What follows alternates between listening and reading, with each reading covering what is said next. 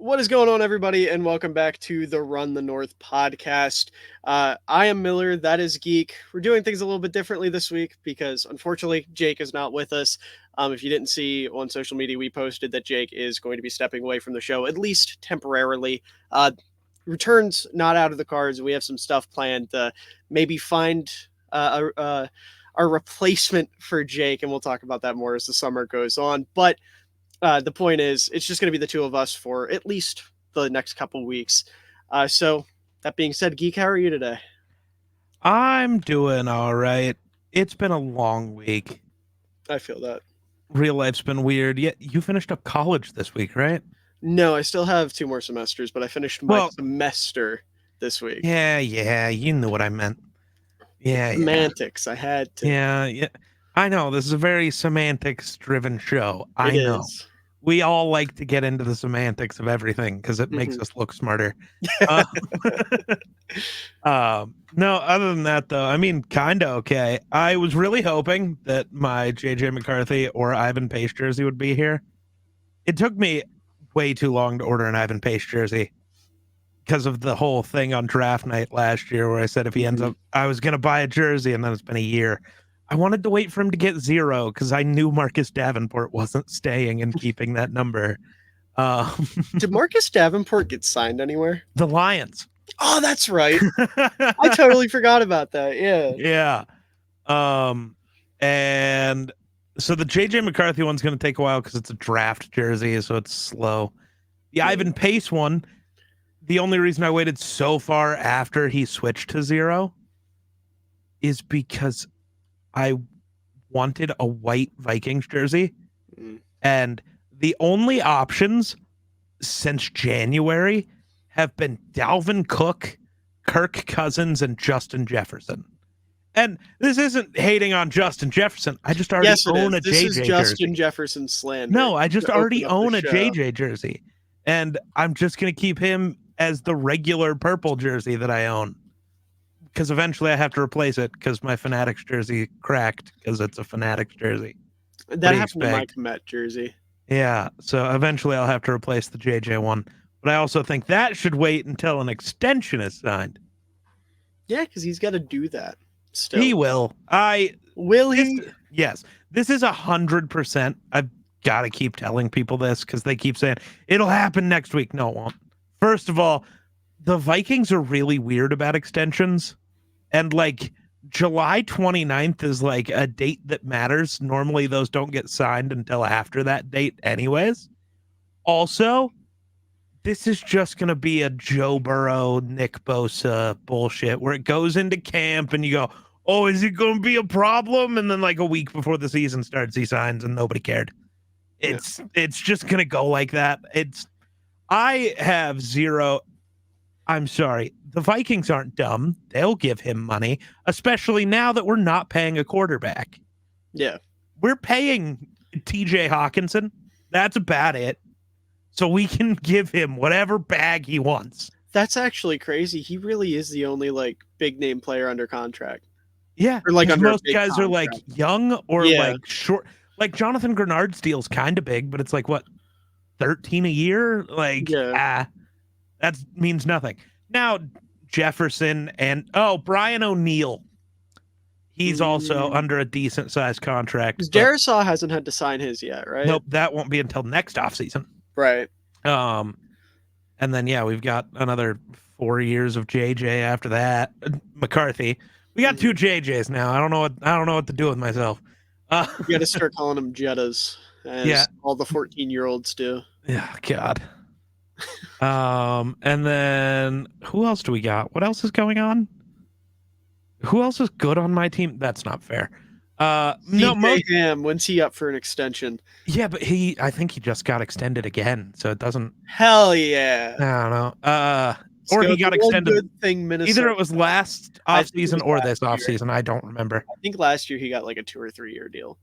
Yeah, but most of our guys are just super young at this point, which is wild because 2 years ago we were the oldest team in football, and now we're one of the youngest. So that's nuts.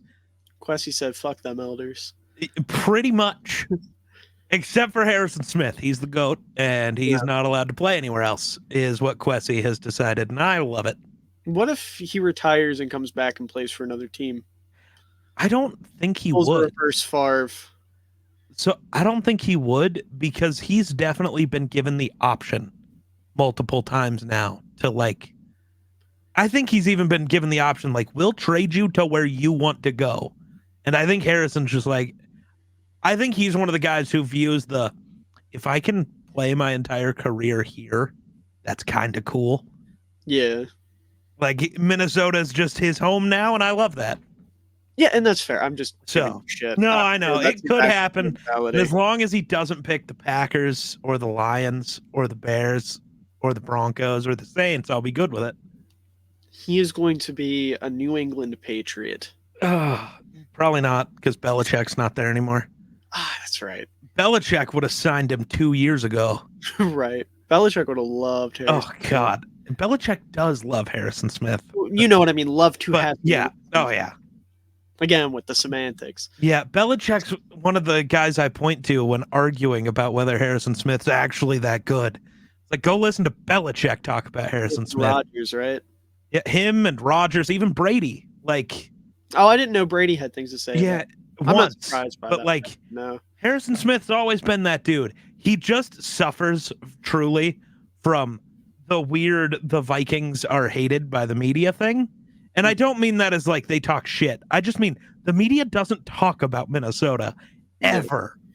And that's what Harrison Smith has suffered from. If he played in any other place, he'd be looked at like Polamalu and Reed and Dawkins. Yeah. That's like, speaking of the media in Minnesota, I want to ask you, because this is a topic I do want to talk about. The schedules all got released. We had the big schedule release day with all the fun videos.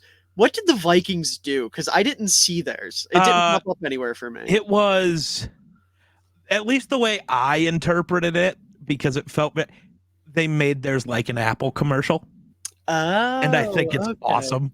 I'll have to watch that. They had TJ Hawkinson playing the Steve Jobs role. That's pretty and cool. I love it. It cooked. I was gonna say, if you're gonna pick anyone to do that, I like Hawk, because he's the least like professional looking player on the Viking. It's like, you know what? Who's Steve Jobs? The guy that actually looks like a Viking. Fuck it. Yeah, fuck it.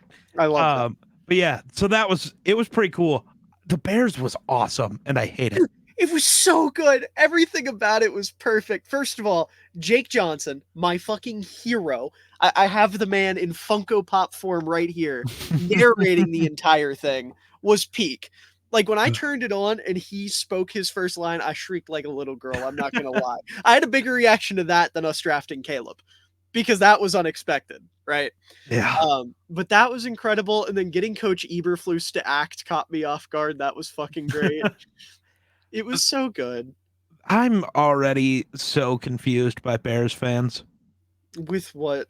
I saw Nicole responded to something earlier. Some guy talking about how it's basically playoffs or bust for the Bears right now. It's like, bro, what? Dude, well, he might be. What if he's not, or he's supposed to be better than Andrew Luck? It's like, Andrew Luck didn't make the playoffs as a rookie. Like, what? The difference is the people you're talking about aren't Bears fans. They're Fields fans. That's probably They're true. the people who were obsessed with Justin Fields, didn't want to trade him away. That was their whole thing. And now that Caleb's in town, they're like, we're going to set unreasonable expectations on this guy. And when he doesn't meet our perfect expectations, we're going to talk shit on him like you talk shit about Fields. I've noticed the same thing happening with Vikings fans and Kirk Cousins. I'm realizing there were a lot of Kirk fans, and it's weird. It's like, bro, he's gone now. He doesn't matter.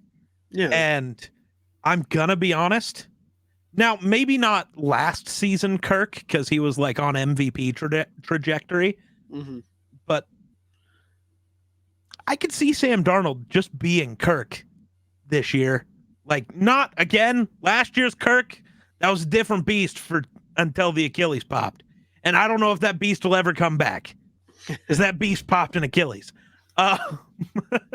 He was unleashed last year. It's one of those things that I keep having to talk about with everybody saying, the Falcons are getting an MVP candidate. No, they're not. Kirk was an MVP candidate his second year into Kevin O'Connell's system. Yeah. The Falcons don't have Kevin O'Connell.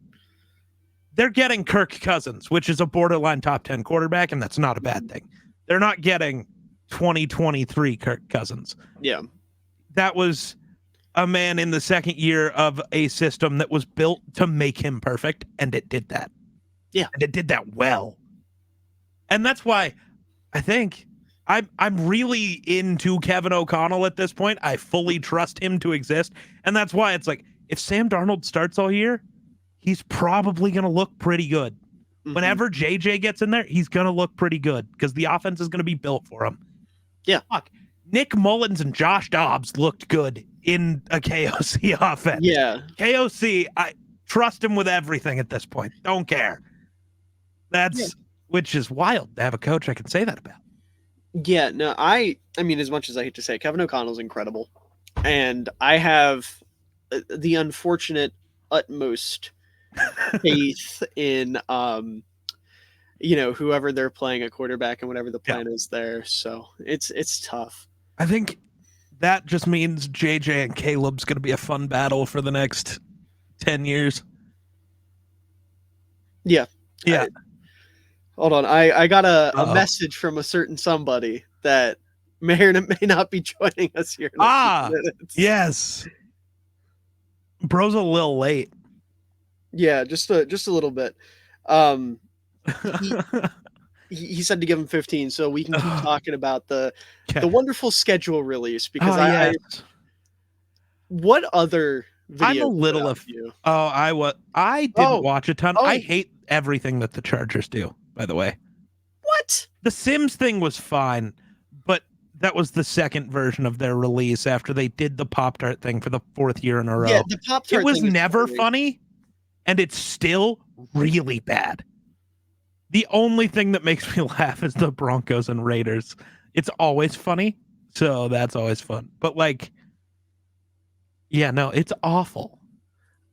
Really? You think it's awful? The Pop-Tart bit? Well, the Pop-Tart bit, yeah. No, the Sims was just meh. But you also said you hate everything the Chargers do. Does that mean you hated the anime that they did? Oh, I meant this year. Oh, you just mean okay. Yeah. I thought you just meant in general. No, this year. The Sims is fine. Yeah. But I hate it because you could have done something so much cooler. Picked any other video game or just gone full throwback to the 90s, which would have been even cooler. Well, what team did that? The Jaguars did X-Men. They did X-Men 95, and it was they made their players all the main X-Men characters. But I was really pissed off with that because we play the Jags in London, and they have back-to-back London games. They play us and they play the Patriots. And they chose to include the Patriots as the villain and not the Bears. I wanted to see a cool-looking Bear villain get beat up by Josh Allen is who it was that got the Patriots guy. But I liked the Chargers one. The jokes in the Chargers reveals are always good. Not the Pop-Tart one. Pop-Tart yeah. No, the Pop-Tart one's always bad. But the way they did Harrison Butker was incredible. Having him cooking in the kitchen, so fucking funny. Which, by the way, we're not going to sit and talk about it, but fuck Harrison Butker. The dude's a moron. Everything he said is wrong. And if you align yourself with that man, please seek help, touch grass. I'm sick of the world, bro. Yeah. This week, it's just tiring to deal with idiots. Yeah. The amount of people that think he's right. Or I don't know if you saw, this is very off topic. I guess esports are a sport. Sure. This is a sports podcast. The whole Valorant thing that happened, I don't know if you saw me tweet about that. It took over my Twitter. That's why I didn't see the schedule release. It was just the way people were being treated in a video game that was extra fucked. It was extra fucked. What do you mean? I'll send you the tweet later. I'm not actually going to get into it. There's only so much that can be said on a PG-13 podcast. Sure. It was that bad, I guess, is the thing. I think the NFL always fails really hard at making the schedule. Yeah. Why is Kirk Cousins' return to Minnesota not opening Monday night? Do they play week 1? No. They play week 14. Oh, okay. Which is weird. Trash. You'd want the returns to happen earlier in the year. At least I think. you know? Mm-hmm. Like, and I get thinking, oh, well, maybe Kirk's not ready by week 1. Okay, why week 14? When odds are a key piece of one of those teams is hurt, so it won't actually mean as much. And the season's probably going to be mostly decided for both teams by then. You'll know where you're at. Yeah, that Like, is weird. that's boring. Week Mhm. 1 on Monday night would have just been funny because Mhm. Kirk's Monday night issues. Right. Um, Well, that's like Chicago and Pittsburgh don't play any divisional opponents until week 11, right. which is insane. It makes no sense. It's the schedule makers, they do fumble quite a bit. Also, was it Jets Niners play, right? Yeah, they play That's week the 1. opening Monday night football game, yeah. Why is that not the Christmas game? Because Rodgers will Green be and hurt red. by then. Green They and red. expect Rodgers to be hurt by then. Well, Rodgers' Achilles does have the chance to do the funniest thing of all time. Not only Rodgers' Achilles, Leonard Floyd will be playing in that game more specifically. Yeah. It would be the funniest thing of all time. I talked about this on Patrick's podcast yesterday. Whether or not we want to acknowledge him as a Bears draft pick as Bears fans, because he was a bust, at least with Chicago. He got a lot better once he left and became like a serviceable role player, obviously. But whether or not we want to acknowledge him as a bust with Chicago, he's done wonders as like a Bear at heart since he's left. But yeah, no, the schedule release is what it is. In terms of the actual games and whatnot. But I want to shout out real quick, since we're not talking too in depth about the actual videos, since you didn't see a lot of them. Yeah. Did you hear anything about the Patriots one by chance? Not at all. Oh my God, they did a Good Will Hunting parody. Oh God. But it was Good Jules Hunting, and it was Julian Edelman. Oh no. And the idea was, you know how in Good Will Hunting, it's like he solves the equation on the board as the janitor. Yeah. And they're all like, oh my God, he's super smart. Well, they had an equation that would give them the perfect schedule. And he figures it out, and that's the whole bit. And they show the part in the best scene in the movie when they're in the bar and he tells off the preppy kids, and Gronk steps in for Ben Affleck. Ah.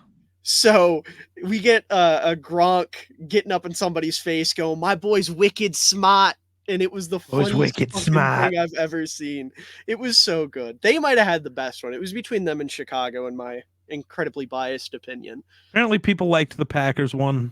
I didn't even consider watching that. It was corny. It was endearing. They're all corny. That's like they're very corny, but theirs was extra corny.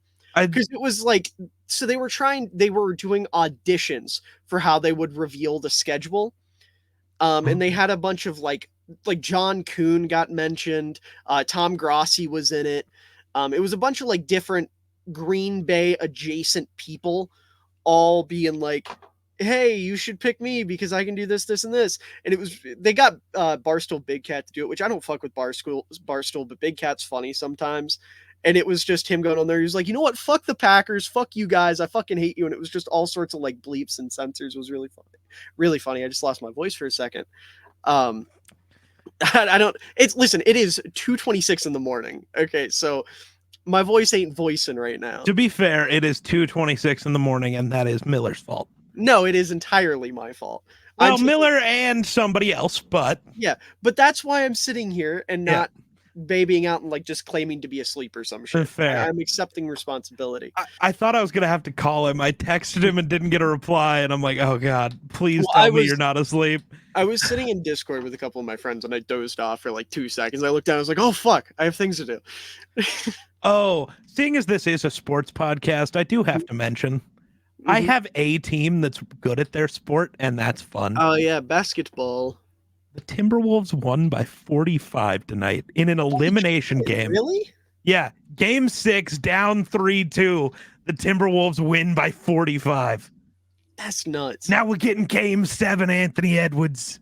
I am really afraid of how much money it'll cost, but I want to go to Game 7 so fucking bad. Is it in Denver? Yeah. So that's like relatively close for you, right? Yeah, like 4 hours, but it's still worth it. I'm terrified of the price of tickets. Oh, I can't imagine. But we might have to be there. Just for the witnessed moment. history. Right. Yeah, the Timberwolves, I think, they've only made it out of the first round once in history. So Have they I ever think made it to the finals? the conference finals once with KG. Didn't they? What happened that year? Did they get beat by the Lakers? I think so, yeah. And then traded KG like right after that. And freaking Kobe Bean. It's been all downhill since then. And then Jimmy Butler showed up.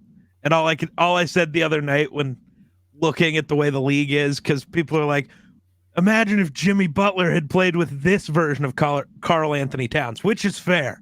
Mm-hmm. Cat has like started to give a fuck. And all I can think is, well, the Heat want to move on from Jimmy Butler. You know where his skills would fit great? On a defensive-centric team. Chi-Town. Fuck Chi-Town. He's coming home. Well, they want to run it back again, so I don't think so. No. They do. No. See, this is why I don't give a fuck about the NBA. Yeah, that's fair. Bro, at least your team didn't draft 2 point guards ahead of Steph Curry. I mean, that's fair. It went Malachi Flynn, Ricky Rubio, and then fucking Steph Curry. Ricky Rubio, buddy. No. No, he didn't get to be okay until he left Minnesota, so fuck that guy. World's biggest Ricky Rubio hater. Not at all. I love Ricky Rubio. I'm just mad. But yeah, no, I can only deal with one shitty Chicago sports team. I can't deal with two. I can't do it. I am a fan of the Timberwolves, statistically the worst team in the history of sports. Woo! The Rockies, who still have a chance to be statistically the worst team in the history of professional baseball. Woo! The Vikings, who are historically weird. Yeah. Because historically, they're top 5 all time in wins. They're one of the most winningest teams in NFL history. Never won a bowl, though. Imagine. Ain't got no rings. And, imagine. The Bears even have a record over 500 in their lifetime. We have the second best record in NFL history. Do you? I wouldn't know. All I know is you've played more games, so it means something. Wah. Excuses. You get to count all those games back when there was one team in the league and it was you, and you just wrote down W every week. The Bears weren't even the first team in the league. I know. Rat. Making shit up, spreading false narratives. That's what you do every week. I learned it from you. No, that's a Jake thing. But yeah. Only letting an NBA team score 70 in a playoff game is wild. That is pretty wild. Even I know that's wild. The second time the Timberwolves have done it this series. As long as our defense shows up in game 7, the Nuggets can't figure it out. Yeah. It's great. I'm just really afraid that Jokic might care for a game. I'll stop thinking about his horsies for a second. Yeah, right? Like, as long as he's still thinking about the horses, I think we got it. I think we're good. It's like Western Conference Finals, 1 game away from going home to the horsies. Right. I'm hoping, because he already has a ring, I hope he picks left hand. He's got a ring, he's got 3 MVPs, he's got plenty of money to pay for his horsies. But also, I don't know, Baby Jordan might just take over. Right? 3 MVPs, he just won his 3rd. Sorry, that's the first time I've said that out loud. What the fuck? Yeah, he's now, what is he, tied with... No, Jordan and LeBron both have 4, right? Yes, I believe. Yeah, which both should have more. Let's be for realsies here. Absolutely. But actually, MJ has 5. Does he? Damn. But I'm kind of surprised he got to 5 because Kobe only got 2. Yeah, but Kobe also had LeBron at the same time as him. Like, right. There was that overlap. Well, there was other good players. There were other great players in the league with Jordan. The issue is always, it's just fatigue. We just had a reverse argument. That's the first time I've ever given LeBron credit for something. It's the first time you've ever given Jordan credit for something. Wild times here on the show. Wild times. Do not record Run the North after 2 a.m. Gone wrong. That's what we're titling this bro. shit. I guess. That was atrocious. But no, like, it is entirely, in both cases, just voter fatigue, and that's really annoying. Because I genuinely think it should always be you just give the MVP crown to whoever deserves it. Mm-hmm.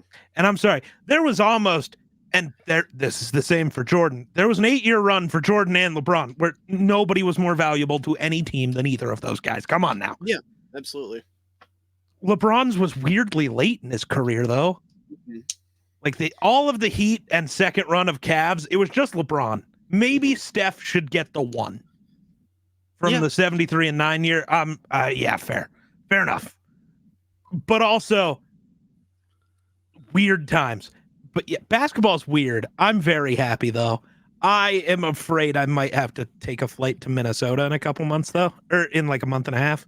Yeah. I'd be so down though. It might be the second round, right? Yeah. Yeah. So 2 more series after this, but I'm really rooting for the Timberwolves to go win a championship. That way I can go see a championship parade because I don't know if I'll ever get to again. Mm-hmm. So if Minnesota wins, I will be there for the parade. That will be happening. I don't even want to talk. I was going to try to say something about the Bulls. There's nothing to say about the Bulls. Apparently they want to re-sign DeMar DeRozan. We don't talk about that. Vucevic the fact that they exists. haven't. We don't talk about that guy. I do not like that guy. Did you see Alex Caruso openly talk shit about him? No, that's funny. Someone asked him about like the defensive philosophies between the Bulls and the Lakers. And he was like, yeah, when I was with the Lakers, we really like prioritized rim defense. And here in Chicago, it's like not really a thing. Yeah. One of those teams had Dwight Howard and Anthony Davis. Right. The other one has Nikola Vucevic. Right. Right. Like, I don't know jack shit about the NBA. I'm not going to claim to, like, the current state of the NBA. Right. But even I know, like, Vooch is not good. He's okay on offense sometimes, but since he got to Chicago, he stopped being that.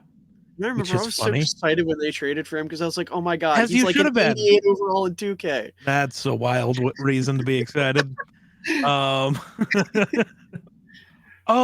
Did you see Big Bob Tunyon? I did. Now completed the NFC North Gauntlet. He did. And speaking of big I don't know if he's making the team. I don't know either. Because he's not beating out Josh Oliver. He's not Oh, this is entirely in case Hawkinson's not ready week 1. Yeah. Oh my God. Yeah. And he will be the one that gets cut. I think we like Johnny Munt a little better than we like Big Bob Tunyon. We just need 3. Tight end 3 in the league. Right. So right now, Tunyon's just there in case Hawk's not ready week 1, which I am now more okay with. I was like, why the fuck? You know what? Okay. Actually, okay. Because he will do a little better than Josh Oliver at, the going out and catching a pass or 2 thing. Yeah. All right. So now that we're done talking about all the pre-show stuff, we do have a guest who has rolled in 28 minutes in. Giving him a little bit of shit for that. But I'm giving him a shit for being an hour 46 late. All right, guys. Jackson, how you doing? Listen. I would like to apologize for my tardiness. Believe it or not, my various guest appearances on different podcasts are not necessarily paying the bills for me right now. So my current career resides at the local Chipotle, and it was a rough closing shift. So I would at least bring me a bowl. You slide through Geek and we can make something happen. but I would just like you, the listener, to appreciate the effort that has been gone through by Miller and Geek here with no Jake. We're up here recording at 2:30 Eastern time. So if you're listening to this, make sure you shoot him a DM or tweet him a thank you or something like that, because this is not any easy work to wait an hour and a half for me. while I fully understand that, and I apologize. No, you're totally fine. Good. Unlike us, you have real life responsibilities, so it's totally understandable. But now that Jackson's here, we are going to talk about the NFL draft, which happened almost a month ago. Yeah. Yeah. So, Jackson, just for the sake of time, we're going to be talking about the AFC today. So I just want to ask you up front, what was your favorite draft class out of the AFC? Off the top of my head, I would have to tell you the Cincinnati Bengals. The Ooh, okay. Amarius Mims pick was not a pick that I thought was going to be there at 18. And for the Bengals, like during the whole Joe Burrow, Jamar Chase era, tackle has been a huge struggling position for them. And I think you're hitting a total home run here Mhm. at 18. I really thought that this was a potential like top 10 pick that not a lot of people saw coming, but if he stays healthy, he stays on the field. I think that could be just a total home run for them in a spot where they've needed to tackle for as long as I can remember. So the Burton pick in the third round also really stands out to me. Boyd already left this year. T. Higgins feels like it's pretty inevitable that after the 2024 season, he's on his way out the door. And Jamar Chase is going to be getting a blank contract. You're going to need guys who are producing at pretty cheap. And I think that Burton is kind of right up there in this class with everyone outside of the main top three. And I understand why he fell because there's some legitimate character concerns. The production was not nearly as eye popping as a lot of the other top guys in this class. And when you're being placed in a class this deep, like those tiebreakers are just going to start kind of not going your way. And it totally makes sense why he's fallen to the 70s, the 80s in this draft class. But production wise, I totally think that Burton could be up there with the best of them. And in the third round, drafting your successor to T. Higgins, like that's really great value to me. I also really like the Jenkins pick. Mhm. Given DJ Reader walked out the door, like there's not many other just true two gappers that I'd like to stick on this defensive line. Looking at this draft class, so yeah, I think their first 2 days, they just hit home runs all around. In their later picks, I like the Eric All pick. I like the Cedric Johnson pick, but those first three picks to me, just I think all of them are pretty much A pluses. So it's really hard to have a bad draft when you're hitting on your early picks. So Yeah. yeah, I've got the Bengals. Yeah, and I'd like to add to that too. I was a big fan of McKinley Jackson coming out of Texas A&M. I thought he was Mm, a fantastic pick in the third round. You mentioned, Chris Jenkins being the DJ Reader successor. I think there's a world where McKinley Jackson could be the perfect BJ Hill successor, there who is you go. to get up there a little bit in age. So, genuinely speaking, if all plays out for Cincinnati, because I do view this as not necessarily a risky draft class, but one where things could go south because you've got Mims, who's fantastic, but there could be the concern of like, okay, he played very limited snaps in college. Yeah, the traits are there, the size is there, the athleticism's there. He's very much what Cincy wants in a tackle. But if you get him out there in a year or two, because I doubt he starts this year, and he just isn't, the greenness of his play, so to speak, starts to show its true colors, and that can be an issue. And Jenkins, he's a little bit of a project pick, at least in terms of his ability as a pass rusher. Burton, like you said, you have the character concerns, and then a couple other guys down the board. But I liked, like, Cincinnati had a risky draft, but they were a bunch of really good risks, I thought. Right. Because this is a team that's not going to be picking anywhere near like the top 10 in the next 5 to 6 years. And, like you said, Mims was a guy that absolutely could have had an argument to go top 10. So being able to capitalize on that value is pretty impactful. And also the Tanner McLaughlin pick I liked a lot, which I hate to say because he is the antithesis of what I like as a tight end. But given that it's Cincy, we know they don't give a flying fuck about their tight ends blocking. This is like the perfect spot for him to go because he is like a hyper athletic seam destroyer. And can be like they have Mike Gesicki right now. He can be the Mike Gesicki successor because I doubt you keep him around for longer than a year. Geek, you have anything to add there?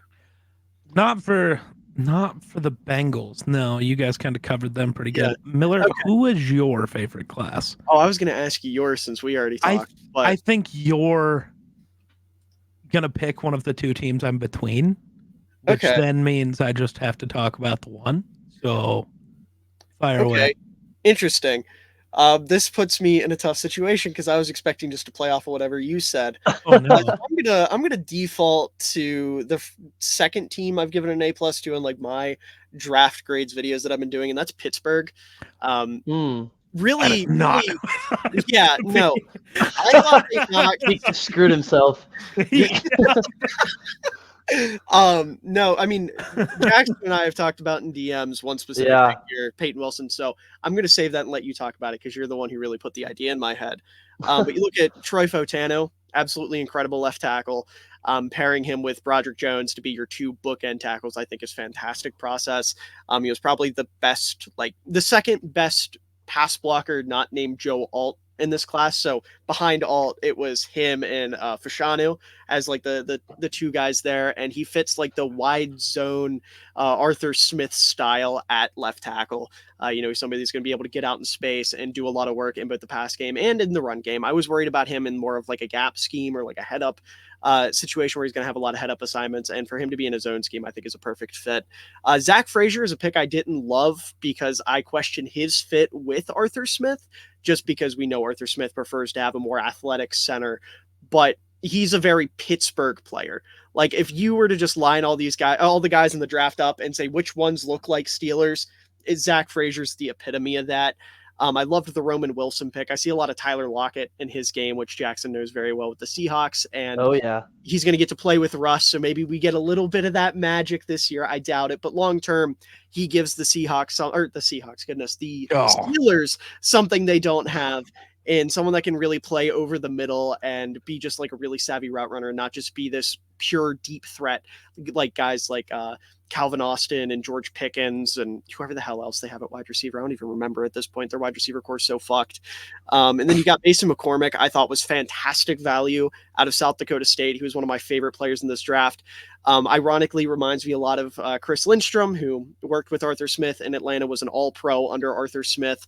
So if we get some of that development there, that could be a fantastic thing. And then Logan Lee was a player I didn't love, but considering he's going to be like a pure 4-eye in Pittsburgh, which is what he was at Iowa, he fits like their bill of wanting that undersized pass rusher on the interior of their defensive line. Think a guy like DeMarvin Leal, who hasn't quite panned out for them, but is of a similar mold. So I really like their class, but the one pick I notably left out is one that I've seen a lot of Steelers fans get excited about. So Jackson, why don't you go ahead and talk about him?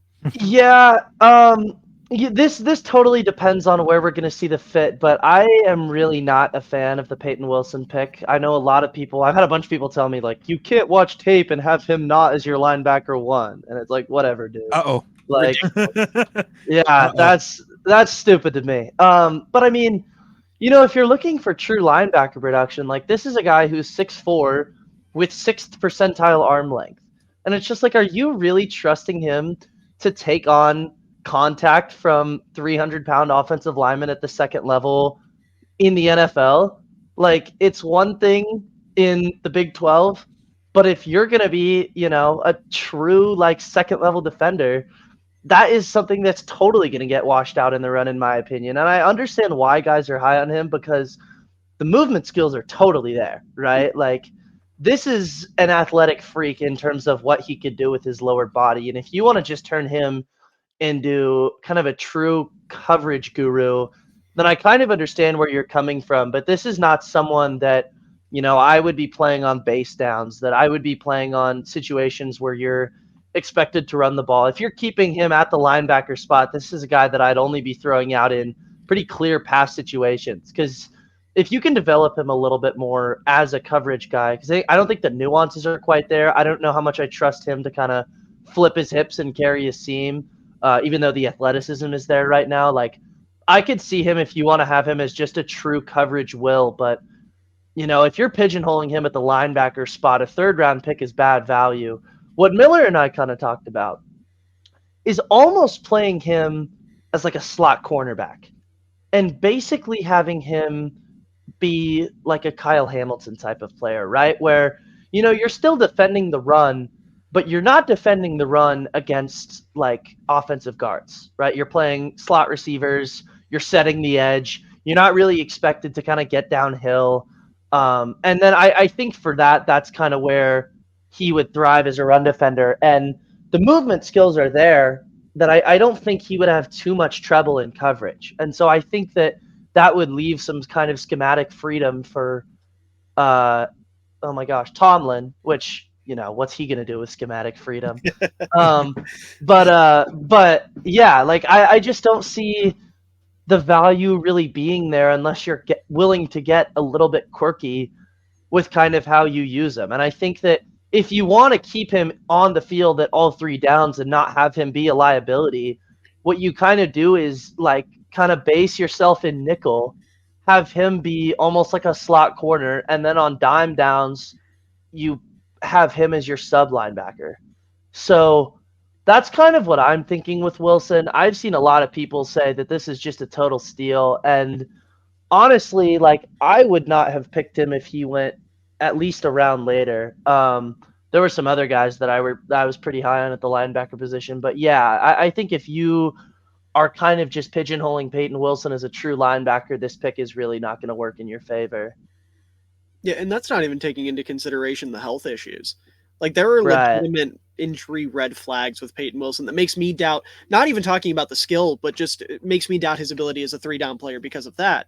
So, you're going to have to, at least at the start, put him in some sort of limited role. If you try to make him, like me and you talked about in DMs, if you try to make him your pure Mike or anything of that nature, it's just not going to work. He can't do it. Right. Like you're just going to get washed out against the run. And Queen is a fine like downhill threat, but if you're having those two guys kind of hovering at the second level, that's just not a marriage I see working. Yeah. Geek, you have any thoughts? The Roman Wilson, I also compared Roman to Tyler Lockett, like just when looking at him, but I also think he's just Tyler Lockett fits this bill also as just being a perfect Deontay Johnson replacement. Their offense is losing almost nothing now. Yeah. Like same everything, including lack of want to in the run game, which is hilarious. Yeah. Like it's just Deontay Johnson, but younger, I guess. So that's really fun for their offense. Yeah, so I didn't think you were gonna go the Steelers. I panicked. I thought you were gonna go Colts. I wanted to go Colts, but the more I looked at it, it's like after the second round, I'm not in love with any of them. Yeah, but I also think getting 2 top 20 prospects makes it really hard to say anything else. I would go to an Adonai is an insane 2 grab. And that's still not the team I'm picking for my favorite. I also really like the Bordolini pick out of them. That's like probably my 2 or 3 in this class. I really like the Colts. Okay, yeah. The Colts went insane. I'm gonna go with the Raiders though. Ooh, okay. Yeah, Brock Bowers obviously was one of the 3 best players in this entire draft class. The fit I still think is a little weird because of Mayer, but as Miller pointed out on draft night, they're probably just going to use Bowers as like entirely a slot receiver, which means I guess Jacoby Myers' job is a little less important now, but whatever. Jackson Powers Johnson, apparently they're going to play him at guard. He's a Raider. Oh my. Let's go. Let's go. Man, you've only got a couple months. I'm going to need you to put on a little bit of weight. I was going to say, you need to bulk up. I'm a quarterback. The lack of athleticism and the mind for the game, I'm gonna be thriving under center. I'm the new Drew Brees, where we're keeping everything at a slant route or closer. Hell yeah. Just due to the noodle arm on me, but real fun. But I'll let right. Just a first in, last guy out type of guy. Hell yeah. True leader of the team. But I love the JPJ pick. Playing him at guard, I think, is going to be really interesting. Yeah. But I'm here for it. I think it'll probably still work out. DJ Glaze, I thought, was a weird pick. I did not see him going as high as he did. But he went in the 3rd? Yeah, but it's also one of those things. Basically, all of the top tackles were off the board. Yeah. And at that point, it's just, apparently there's a run on tackles, so just take your guy when you get the opportunity. So I see it from that point of view. Yeah. It's also, the other thing that I kind of saw is like, the top 100 guys of this class, 100 to 150, are like pretty consensus. Mm-hmm. After that, once you kind of get deep into day 2 and then all the way through day 3, like you're just going to see a pretty like cattywampus run of picks, just because, there's so little consensus, and it's a really weak back half of the draft that teams are basically just kind of they're kind of just going to want to make sure that they lock down like their favorite projects at that point. And so like I guarantee you that the disconnect on draft boards across the league was just massive. Mm-hmm. And so like I think throwing like back end projects that probably could have gone later. Like there's so many examples of that I'm not going to penalize them for it. Right. I mean, if you listen to what a lot of people want you to believe, apparently there was a lot of shakeup even at the top about who's actually the best at each position. Which I guess is kind of normal, but I feel like this year was weirder than most. This year was a weird draft class inherently because there was such a wide variety of like ages of prospects because of the whole COVID thing. Yeah. Like this was the last year where we're really going to see that impact where you have like 5th and 6th year seniors coming out at a high clip. And that creates a lot of disconnect too, because you're watching a guy and you're like, oh, this guy's pretty polished. He looks good. But then an NFL team looks at him. They're like, he's 25. I'm not drafting a fucking 25-year-old. It's not happening. Unless you're the Falcons. Right. Unless you're the Falcons. Otherwise, you've got cleats in your backpack and ankle tape and a lacrosse ball. That's why we had him as our quarterback 3. What did Drake May have in his bag? Is all I need to find Depression. out. He had weed and porn, candy, and no, he probably. I like to believe, since Sean Payton seems obsessed with Minnesota still, Drake May just still had like the folder he got when he did his Minnesota visit, and that just pissed Sean Payton off. Yeah, like, you talk to the enemy.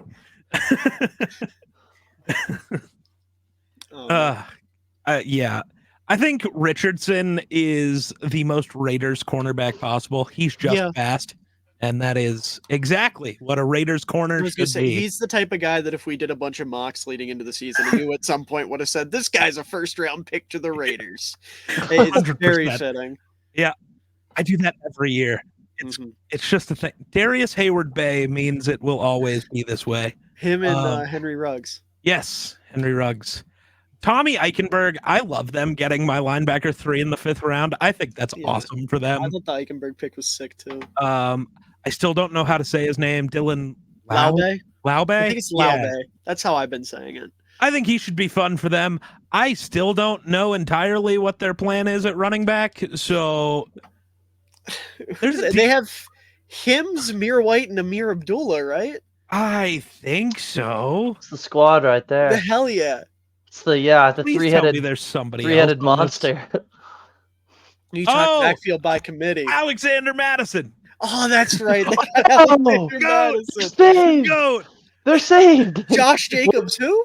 Boise State legend Alexander Madison. I mean, my goat. Oh God, I love Alex Madison. I'm so sad. Really? Yeah. Dude, he fumbled every 3 carries for you. He had 3 fumbles lost in his career. He really didn't have a fumbling issue. I think he went on like a Chris Carson type run in the back of early on this year. Yeah, definitely had some fumbles that were recovered by the Vikings, but I don't count those. Those aren't real. Those are just forward passes. There you go. Deep state fumbles. Those were strategic. Yeah, strategy. They went forward every time. Yeah, for sure. Fumble, let Garrett Bradbury pick it up, gain 20 yards, Yeah. It's just what you got to do sometimes. He just the big guy to get just how you draw it up. Yeah. It's great. No, and I've always loved Alex Madison, so the fumbles didn't really, it was like, I totally understood us cutting him, but it's also like, damn, my guy. But yeah, the Laube pick is good. And then Devonshire, names are stupid. If it is anything but Devonshire, he's pronouncing it wrong. Devonshire? That's Devonshire. All right, I'll go with it. I don't hate that pick either. I think that's actually going to probably be, if either corner works out, it'll probably be him. They drafted Ed Reed's nephew, right? Signed him? Maybe? Oh. Not. Well, unless Taylor is his nephew. I have no idea. Yeah. I didn't know that was a thing. He's related to Ed Reed, I think. I did not know that was a thing. Yeah. Really? Yeah. They're distant relatives. That's okay. Oh, so he's going to be the GOAT. Oh, and they're cousins, not uncle. Oh, but okay. So he's a distant cousin, but their family calls him Uncle Ed. So there's where as I you got do. confused. Yeah. Uh, They got a fun little family dynamic over there with the Taylors. so yeah. he's gonna be a legend. Good to know. He went to Air Force, man. He has to be good. Well, I hope that's true. Respect our troops, buddy. That's not what I'm having the issue with. Okay. Wow. I'm gonna see myself out, I think. I will be leaving the show now. Run the North will just be Miller yapping. My grand plan is finally coming to fruition. Too bad he still doesn't know the login, the YouTube or the TikTok. Yeah. Wow. He's gatekeeping all the info. That seems just like a not problem. true. I definitely. Well, I mean, since you've logged in once, you had it once. It's not my fault. You forgot. Yeah. No, I Don't blame do me. have the YouTube login info because I use it to watch my videos on my second monitor to boost my watch time. That's insane. Wow. Dude. Listen, we gotta. A man's got to do what a man's got to do. Apparently, I Okay. should start That's doing fair. that. I have like 84 channels. I could just Good. start boosting my main channel up. But no, jokes aside, I really like the Raiders draft too. I didn't even think about them. Yeah. Because Eichenberg and Laube were two of my favorite players, like irregardless of position. Eichenberg is such like a me linebacker where he feels like he was pulled straight out of like 04. He reminded me a lot of Bart Scott, which I was super proud to come up with. Nice. And then Laube, he was one of my favorite running backs in this class because this is a weird running backs class. I noticed very early on that my board was very different from the consensus. And I thought he was better than a lot of guys that went ahead of him. Like, I think everybody's board was wild when it came to running backs. Yeah. Yeah. Because my top 10 is funny looking at it. Like, I have Jalen Wright and Marshawn Lloyd as fringe top 10 running backs. Were you pretty pro? Were you pro Braylon Allen? Yeah, he was my RB1. Yeah. Okay, good. Yeah, that was my guy. Yeah, I loved Braylon Who did you Allen. say? Love Braylon. Braylon Allen? No, before that. Marshawn Lloyd and Jalen Wright. Jalen Wright. I have both of them in my top 10. I have them at 10 and 11 respectively. Also, Frank Gore Jr. is in there. And my 10 was in order: Allen, Corum, Brooks, Shipley, Benson, Vidal, Estime, Irving, Laube, Wright. It's really low on Irving. Yeah. So am I. You know me, I really want my backs to see the field well. That's a big thing for me. Yeah. And Irving's vision was not fantastic, but I do see the vision. Like, he's an exciting player and he's going to be a good complementary back. He's gonna be DeAndre Swift. Yeah. Which ironically, is I think Marshawn Lloyd is a lot more DeAndre Swift than Irving, also personally. Well, if you don't have vision, my immediate comp will always be DeAndre Swift. There you go. Marshawn Lloyd is what Theo Ash wanted to convince the masses DeAndre Swift is, which is exaggerated version of how bad DeAndre Swift actually is. Because he's not great, I admit that, but Theo makes it out to be like he's the worst running back to ever play. He might be, and it's just because he's blind. No. As long as a semi can hit the hole, Swift. Listen, he might be blind, but his jump cut, it was one of the most beautiful moves in the sport. Valid. No, my top 10 running backs were Benson, Brooks, Corum, Allen, Shipley, Estime, Lloyd, Gore, Wright, and then Irving. Yeah. I did not do 10 running backs. I don't blame you. So, yeah. I got bored after like 6. 5. I just kept watching them. I watched like 7 or 8 like very early on in the process, and then multiple of them ended up staying at school instead of declaring for the draft. So I was like, screw this, dude. I'm moving to receiver. Don't worry, I watched 8 kickers though. That's weird, dude. Why would you do that? Yeah, Miller's the fullback guy. I'm the kicker guy. No, that's not nearly as cool. It's way cooler. What do you mean? No, kickers might be the most important position in football. Because there's never a position where you care more about what they are. Has a kicker ever executed a well-executed lead block? Probably. I could find one. I could find one. Yeah, I mean, find it for me. Pat McAfee probably did. That guy laid people punter. He was drafted as a kicker. He never He punted played punter. He was drafted as a kicker. I don't care what he It's was not drafted his as. fault If I Adam go to- Vinatieri existed. If I That's go to not Pro fair. Football Reference right now, he will be listed as a punter, and that's what I go by. That's what matters. Okay. They are the end all be You all will of no football longer be knowledge. calling certain people fullbacks ever again. Oh, this guy. Yeah, if you're going to make dumbass rules, you're going to live by Listen, your dumbass The rules. fullback position is like gender. It's fluid. It's on a spectrum. No. Oh my God. No. It is. That's how it works. Ask any college coach right now, and they will tell you the same thing, just way different because most of them are probably homophobic. But Jackson, I digress. I was a kicker in high school, so it's just like my thing. Ah, I just care too much about kickers. yeah, you're an It's activist okay. Yeah. for the Well, yeah. I don't know. We don't accept certain people as kickers anymore. We no longer claim Harrison Butker. Oh no, I knew exactly what you're. Yeah, we that no took me a longer second. claim Harrison. Flew over my head for a little bit. Okay, Yeah. yeah. Which is, yeah, it's tough because it was going to be really funny. A year ago when I was planning out all the jerseys I was going to buy, I was like, oh, I'm going to buy a Butker jersey. That's off the list. Travis Yeah. Kelce, come on down. Highest selling jersey on NFL Shop right now, Fucking apparently. stupid. I hate people. Is that I really is that do. true? Yes. Yeah. Dude. Yeah. People suck. Yeah, jeez. Okay, for my thoughts on the Raiders draft Oh, class, yeah. we've been dancing around the point for too long. I don't have too many thoughts on the back end of the class, so I'll let you just kind of default to Miller and Geek's opinions there. But with the Brock Bowers thing, I talked about it on the goal line pod with Patrick. But I think basically what they're going to be doing is running a lot of 11 personnel looks out of 12 personnel and basically just make Brock Bowers like their power slot and run a bunch of concepts out of that, have him kind of be a deep threat, work over the middle quite a bit.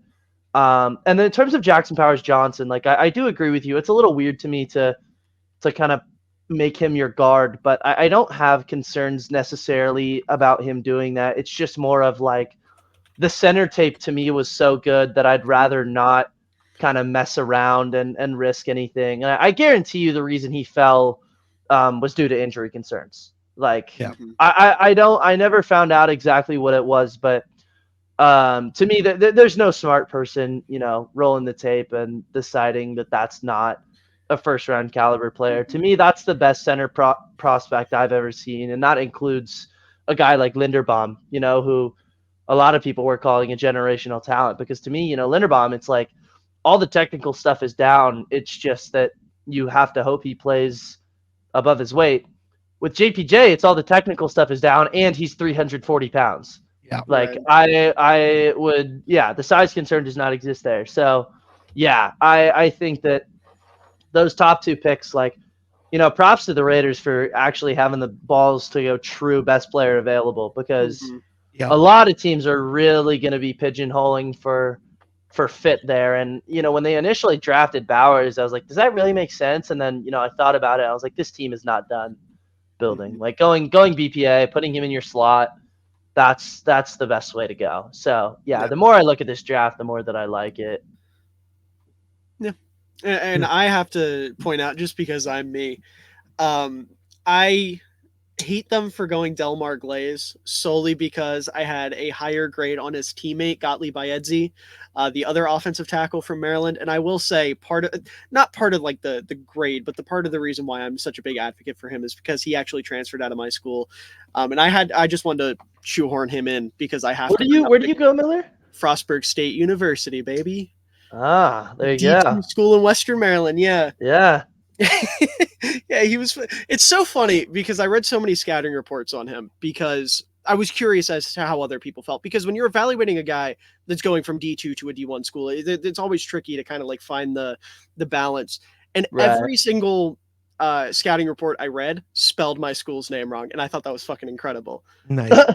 Yeah, it's Frostburg with a U, and they did it with an E in every single one. Yeah, Nice. Dude, that feels like something that could pretty easily be. That's not like a common spelling. That's really funny. Yeah. But yeah, no, like I said, I had to bring him up. I think he ended up in Philly. I'm pretty sure as a UDFA, which makes me happy because that's like the best place you can go as a Yeah, as a developmental tackle. lineman. Yeah. But kind of just to work through the rest of the AFC here, going in alphabetical order, Baltimore. You guys want to start out here because I thought they killed it. Apart from one very specific pick that I despise. I was going to ask if y'all had a least favorite class. Do we want to go that route? I think we can that's go that route. I'll let you guys go before. I have a least favorite class in the NFC, but I think it's pretty consensus who that is. I'll let you guys go ahead of me because okay. Believe it or not, I was not really preparing for my most and least favorite classes in the NFC while I was, washing dishes over at Chipotle. So Ooh. Unfortunate. Yeah. Miller, who you got? Ooh, you asked me too fast. I wasn't ready. I'm pushing. We're moving. I think my pick might offend some people. I'm not sure which one I'm going with. Why don't you give yours? Okay. Yeah, you tried to play the two again. The pussyfoot. Yeah, I'm not gonna just be a hater. So he wants to say Denver. Yeah, I'm gonna go Miami. Yeah. Ooh. Not because bad players, but I just don't think any pick they made sense at the moment they made it. There were always two of their picks, but they were both in the 6th and 7th round. Receivers in the I didn't watch any of them, so I don't know. Washington's, but I just meant otherwise, the first 5 rounds. None of that made sense for them as a team. Mo Kamara is fine, but you also just took Chop, and you already have 3 outside linebackers ahead of Chop. They have the shit eaten out of them currently. Right, but if they're back by week 1, suddenly Mo Kamara might not even make the fucking roster. I think I think he'll make the roster no matter what, because you can never have too much edge depth. Look at Baltimore last year, how good they were as a defense because they were able to cycle their pass rushers out like every other down. Maybe Miami wants to go that route. Maybe. But also, I'll put it this way: I dislike the Chop pick a hell of a lot more than I dislike the Mo Kamara pick. Sure. It's also the 5th round, so I'm not. I'm not actually that mad about it. It's just one of those I don't know. He still doesn't feel like. Part of me is just not sure he'll make the roster, and that just confuses me as to why you do that. Just based on who you already have. If everybody's healthy week 1. There's a decent chance he gets practice squatted, which just means he's on a different team. Yeah, that's what would happen. I hope that happens. He ends up in Chicago. I love Mo Kamara, dude. He would have been such an Eberflus guy, but we ended up getting my favorite edge in the class. So there you go. But yeah, Chop I didn't like as the pick at all. Just in general, Chop's going to be great as a rotational edge. That's all he's going to be great at. He's never going to be an every down guy, and that's okay because you have Jalen Phillips and Bradley Chubb, so you don't really need him to be. Yeah, it does kind of remind me a lot of the Will McDonald pick last year. Yep. Yeah. Where it's like a good player at the edge position who it's like, did you really need that? Right. Especially when your offensive line has always been your problem, and there were great linemen still on the board. Right. And I'm pretty pro Chop comparative to consensus, but and we talked about having the balls to go BPA over fit, but I'm not totally convinced that this was the best player on the board. Right. And so I'm with you. Yeah. Not that it's entirely a bad class, it's just none of it makes a ton of sense. Yeah. So all right, Miller, you want to take it next, or you want me to go? You go ahead, because I'm still trying to piece mine together. I'm struggling here. I'm going to be basic here, and I'm going to go Denver. Okay, thank you. Yeah, I hate to do that, just because I'm a bigger fan of this class than some other people, but I clicked through all the teams in the AFC, and that to me, it still looks like the worst. The Knicks pick is the pick you got to start talking about. I was a bigger fan of Knicks than some. He was my QB4, and the Broncos were a team that I highlighted as a potential really good fit for him because, you look at the offense last year, the last thing Sean Payton wants is a guy who's consistently breaking structure. And at this stage in Russell Wilson's career, and I guess in every stage of Russell Wilson's career, that's what you're getting out of him. Someone who wants to abandon the offense, wants to play Russ ball. And that is just absolutely not the case with Bo Nix. He's going to operate within the structure. And when Sean Payton produced positive offenses on the field, they were under Drew Brees. And I'm not saying that he's going to be Drew Brees, but I think just the in a vacuum movement from out of structure kind of backyard street ball to very strict, very outlined offense, I think just under Sean Payton, that's going to be an improvement. But I'm still not totally convinced that he's the long-term guy. With Nix, my main thing with him was I want him to be more aggressive on some throws down the field. And I'm not totally sure that under this current receiving core, that's totally what's going to happen. Judy's gone. Sutton is still there, but I don't think that they really have a guy who's going to be functioning over the middle of the field. Ellis in the third round. Oh, did you have something to say, Geek? Tim Patrick, if he comes back healthy, would be that guy. Tim Patrick moving the needle, dude. Tim Patrick was great before he tore his. Dude, did he tear both Achilles and his ACL? Before he tore every ligament in both legs. He was 2 years straight. He's been off the field, and even a healthy Tim Patrick is not a guy that I'm putting my faith in. That's fair. To help develop the aggression of my quarterback. But Jackson, they drafted Troy Franklin, known. Don't even joke about that. I'll get into Troy Franklin. I love that you don't like Troy Franklin. That makes I really don't like Troy Franklin. There were a lot of people telling me that that's a home run pick, and I don't think I would have picked him there, with the guys that were on the board. Ellis, to me, it's not a terrible pick, but it feels like a very low ceiling pick in the third round, especially in the early third round. And I know that outside of the top four, this edge class really was not very good. But still, you have not had a really premier pass rusher in a long time. And Ellis is someone who, he's a great hand fighter. I love the technique that he's providing, but is just not necessarily a high-end NFL athlete and is likely going to be rotational. And to me, that's not good allocation of resources to be spending a third round pick on a low ceiling, technically refined guy. Another rotational edge rusher. Right. Which I hate to say as a student attending the University of Utah, but I gotta speak my truth here. Now to get to the Franklin pick, this is I don't know how you guys feel because I saw a lot of really different opinions on him, but I am very anti-Troy Franklin. I think that this is a guy who probably should be making the transition to a slot receiver, and probably should mainly be a guy taking wide receiver screens, being a gadget guy, because the speed is there. I'm not going to deny that, but my God, I've never seen someone worse at tracking a deep ball. It is just the way he sees it into his hands is juvenile to me. The hands are really bad.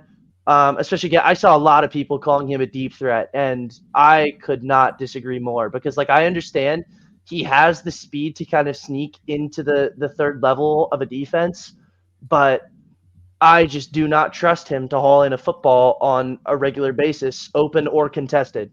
And so, I think Jerry Jeudy. You know what, dude? I had pretty negative thoughts on Jerry Jeudy, and I think he's a lot less complete of a receiver than Jerry Jeudy. I don't trust him to be consistently winning routes over the middle. I think he's a fine route runner, but not to the level that Jeudy was, obviously. I just there's such a limited role for me where, again, there were guys in the fourth round that I would have way rather spent my pick on. And to me, it's poor allocation of resources. Estime, to me, is a really interesting pick. And it's not one that I have a negative opinion on. I think he's a really cool power back for them. But it makes me kind of wonder how they feel about Javonte. Right. Because Javonte has been a super highlight reel prone player. A ton of fantasy guys Wet Dream. But similar to Swift, the vision is just not there. When the committee between him and Melvin Gordon existed, you were just getting a way higher EPA out of handing the ball to Melvin Gordon. And I really wonder if this Estime pick is just a sign to me of where they're going to be moving with Javonte, which really sucks because, like what he can do with the ball in his hands is just special. It's just like, if you're going to be in the league for 3 years coming off a serious injury and you're not going to be able to put the nuances together, like it's time to start looking for replacements at the position, which I understand. So I think that was actually a good pick. But yeah, I think I'm higher on this Broncos draft class than most, but like when you're just stacking it up to everyone else, like you're not coming away with a true star despite 2 top 100 picks, and that's the strength of this class. So, like if you're not adding a true positive player, like I can't really give you too high of a grade. Yeah. The Knicks pick is tough because this is maybe the weirdest quarterback draft I've ever seen. Yeah, it was really interesting to see because like going into this class, I was someone who basically said like, these fringe quarterbacks, like they're never going to be taken ahead of where they're supposed to be. And then 8, 10, 12, like it's, Penix, McCarthy, Knicks, like not a single guy had a first round grade on, which is really funny to me given that Levis. Yeah, I didn't. Oh, not the only one I'm surprised about is McCarthy, but that's okay. Yeah, I didn't have a first round grade on any of those 3. I had early firsts on Caleb and May, and I had a mid first on Jaden. Okay. But I kind of cooled that. I debated putting a second round grade on him by the end of the draft. I didn't at all personally. Yeah, I was actually not a JJ guy, and I thinking back on it, maybe I was too low on him, but yeah, he was my QB7. Damn, really? Yeah. So what were your top 6? So in order, it went Caleb, May, Jaden, Rattler. I like the Rattler. Knicks. Oh no, excuse me. I had JJ ahead of Penix. So he was my QB. Thank God. Yeah. No, excuse me. Yes. No, I'm sorry. Jr. in this house. Yeah. No, I'm sorry. I despise that man. And like the guy that I debated putting him above was Knicks, because I had Knicks pretty comfortably above him like at the beginning of the process, and then it's one of those things like where I didn't watch any more of the two, but I kind of thought about the strengths and weaknesses and thought about like which is going to translate better. Excuse me. That was one where I kind of debated like moving JJ up over Knicks, but either way, like I wasn't high enough on him to be taking him with the 10th overall pick by any means. See, I didn't like any of the quarterbacks outside of the top 2. Like outside of Caleb and Drake, I was very much like, okay, like in Knicks, I had as my QB3 solely for the fact that like I saw him as somebody that could step in and just execute and structure as a game manager, but I don't see him being ever like a top 10 starter, top 15 starter. Yeah. And then McCarthy came right after him because he's the total opposite. Where, yeah, sure, there's a world where he can develop, and, landing in Minnesota, that was the best spot for him to do so. But there were a lot of issues. And then after that, I had Daniels, Rattler, Penix was my top 7. And I fucking hated Penix. I really... Yeah, I had a day 3 grade on Penix. I didn't have a day 3 grade because I wasn't brave enough, but I wanted to. I did. Yeah, no, I had a 4th round pick or 4th round grade on Penix. Yeah, I understand people being higher on him because the I can't remember if it was the Rose Bowl or the Sugar Bowl, just like that semifinal game. Yeah, totally moved me, and it's just like we never saw it again. Like, See, he pulled a reverse CJ Stroud for me. Yeah, the national championship ruined it. I was like, oh, this isn't an NFL quarterback. I just can't. It's really funny. That kind of made me think about is like, what if Ohio State went and won that game against Georgia and Stroud went out in the national championship game and put up a stinker like Penix did? Like, where would his draft stock have ended up? That's a funny little like butterfly effect I like to think about. Yeah, my top 7 were Caleb May, JJ Daniels, Jordan Travis, Bo Nix, Spencer Rattler. I love Jordan Travis. Dude, I hated Travis. I had I was watching. What is your opinion on Russell Wilson? Like current Russell Wilson? Just in general, ever. Russell Wilson as a character. as a as a personality, No, or Yeah, you're talking about negative. this. no, Yeah, I was gonna Russell say we're not Wilson talking as about the- Mr. Unlimited here. no, Yeah, okay, the okay. player Russell Wilson. I think I'm lower on him than most people are, which is really funny Apparently, because Jordan he's Travis. no, those are not the same. See, I No, those didn't are not see the same Russ at all. either. I Jordan saw Travis Josh cannot Dobbs. read a defense, dude. Like there is no one just less nuanced behind the center there than Jordan Travis. Oh, I you understand the mean physicals are Russell there. Wilson? I need the entire team to stop playing in structure and just run around for me to do anything. No, Same but thing. at least Russell Wilson, it's like he knows how to execute a structured offense and just He just doesn't doesn't want want to. to. Like Yeah. with Does Jordan he? Travis, yes, The yes, one he time he tried to does. run a Like structured offense, he immediately got cut. he was running a ton of like gun empty in Seattle for a little while, and like survived under that. But I mean, there were a lot of turnovers there, but there was also like it was a productive offense, and Jordan Travis is just like a chicken running around with its head cut off. Like See, I do not trust him to be reading okay, that stuff out, so not Russ, Josh Dobbs. Yeah, dude. that's fair. Is Josh Dobbs your QB4 or your In QB5? this class, Like, yes. think about it, dude. In this No, class, yes. that's bad. That's really bad to me. So that's how I feel about both Knicks and Penix. I was gonna and say I this think isn't really Travis prop. This is just how low he was on the rest of the quarterbacks. Yeah. That's and really Rattler, interesting. I had kind of high, but I also just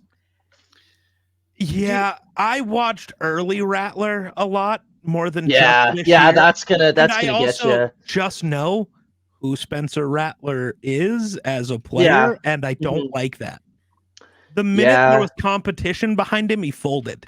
He is not built for this. To be fair, he folded to the greatest quarterback to ever play the sport of football. So Yeah, but I don't care. Well, Spencer he still Rattler played was the poorly. consensus Like number one overall pick. he still played Yeah. like bad on the So, field. Yeah.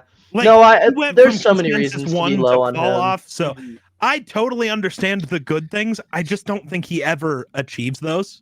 So I still have him higher than Penix though, because Penix to me was just worse Jared Goff.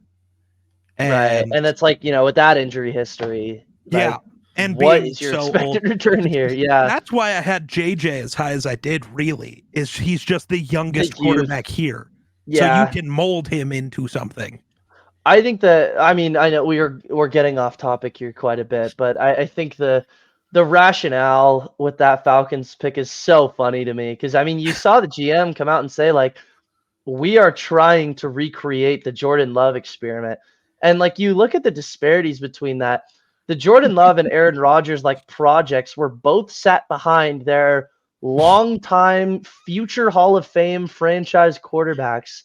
And here we have Penix sitting behind like a guy who just entered the building, like a career slightly above mediocre, like the Hall of Pretty Good, Kirk Cousins, who they just shelled out like $200 million for to go play coming off a torn Achilles. And it's also like with Love and Rodgers, these were young players, like athletic guys. 20 when he got drafted. McCarthy was the perfect answer if you actually wanted to go this way. I'm so glad they didn't, because my team didn't end up with Knicks or Penix, so I'm very happy. Yeah, but no, it's just like I remember I was watching the draft and I saw Rappaport come on, and he was basically saying like a ton of people have been mocking defensive players to them. I think we're about to see a quarterback go right here. And I believed it because it's 5 minutes away from the pick. Yeah. And so I immediately started talking myself into the JJ McCarthy pick, and I saw Penix come up and just like died laughing. Because it's like you expect to sit the senior citizen with senior citizen knees behind Kirk Cousins for 3 years and let him finish his rookie contract at like age 30. Yeah, he's going to be at minimum 27 when he gets his first real start. That is terrible. Like to me, basically like didn't have a single positive draft pick. Like that Penix pick is the worst pick I've ever graded. That is F minus. Like up the wazoo. There were fucking GMs laughing at them after the pick. Like Ryan Poles got asked about it, and he couldn't contain himself because they asked him about it. He was like, I mean, it's not what we would have done. I wish they would have asked Quessy. I really do. Yeah. I was so happy though. I wanted JJ McCarthy. Like that's who I had talked myself into. I knew Drake May wasn't real. I know I kept saying this could happen, and it could have. That was definitely until it was to manifest it. Well, and until the Patriots made that pick, I guarantee you Quessy was on the phone trying. Oh, I'm sure they were. So like it could have happened. But I had talked myself into JJ McCarthy forever ago. When I heard Rappaport say the Falcons might go quarterback, I panicked a little. When I saw Penix, I cheered louder for that than I did the McCarthy pick itself. Because I thought we were getting fucked. There is a world where the Vikings are with Penix, and I'm really jealous of the version of me that gets to live in that world. I'm so not. I'm so happy I live in this world. I might have just left this show and stopped watching football if we drafted Penix. I'm not even kidding. But to get us back on topic here with the Broncos, like I said, I liked Bo Nix a tiny bit, and I like the fit a lot with Denver, but just Sean Payton's whole charade of we trick the Vikings, that makes me not like the pick. Like I want Bo Nix. It's really funny to me. Yeah.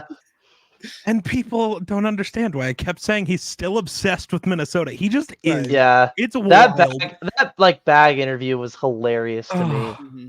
Of like just not an ounce of tape analyzed. Nope, he is always ready to play it. Ready. Like the like amount of brain power going into that is like exactly what I would predict to happen if you put like someone with like coworker ball knowledge in a front office. It's the fucking draft told them and right and like told them to make like their deepest analysis of character. And they opened their bag. It was all, like that is just not something that I think advanced football minds should be doing. Yeah, which is really funny to me given Sean Payton's track record. Yeah, but you get that, and then the Jonah Ellis pick, like you said, not a super high upside edge rusher by any means. I like Ellis. I see a lot of like Alex Highsmith in his game. I think he can be a very, very good second edge. Yeah, like a Bud Dupree. Right, exactly. Yep. But you had other needs. Like this team could have went so many other different directions and just skipped out on an edge or waited on an edge or went edge next year because you know they're going to be picking in the top 15 again. And apparently next year's is a better one. Just go edge there. I liked Ellis. Like I thought he was a fine pick. If you're going to go edge at that point, the only edge I had on the board that was higher ranked than him was Austin Booker. And apparently no one liked Austin Booker. We probably also could have traded back at 12 and like still landed Knicks, gotten day 2 capital, and then gone like a better edge there, like a Braswell or something like that. I think the Raiders were the issue there. Yeah. Yeah, I wonder about that. I wonder about that. With the Vikings trading up, I don't think it was the Broncos that had them scared. I think it was Oakland. Vegas. It's still Oakland. Fuck you. I don't care. It's still Oakland. It'll always be Oakland. I don't care.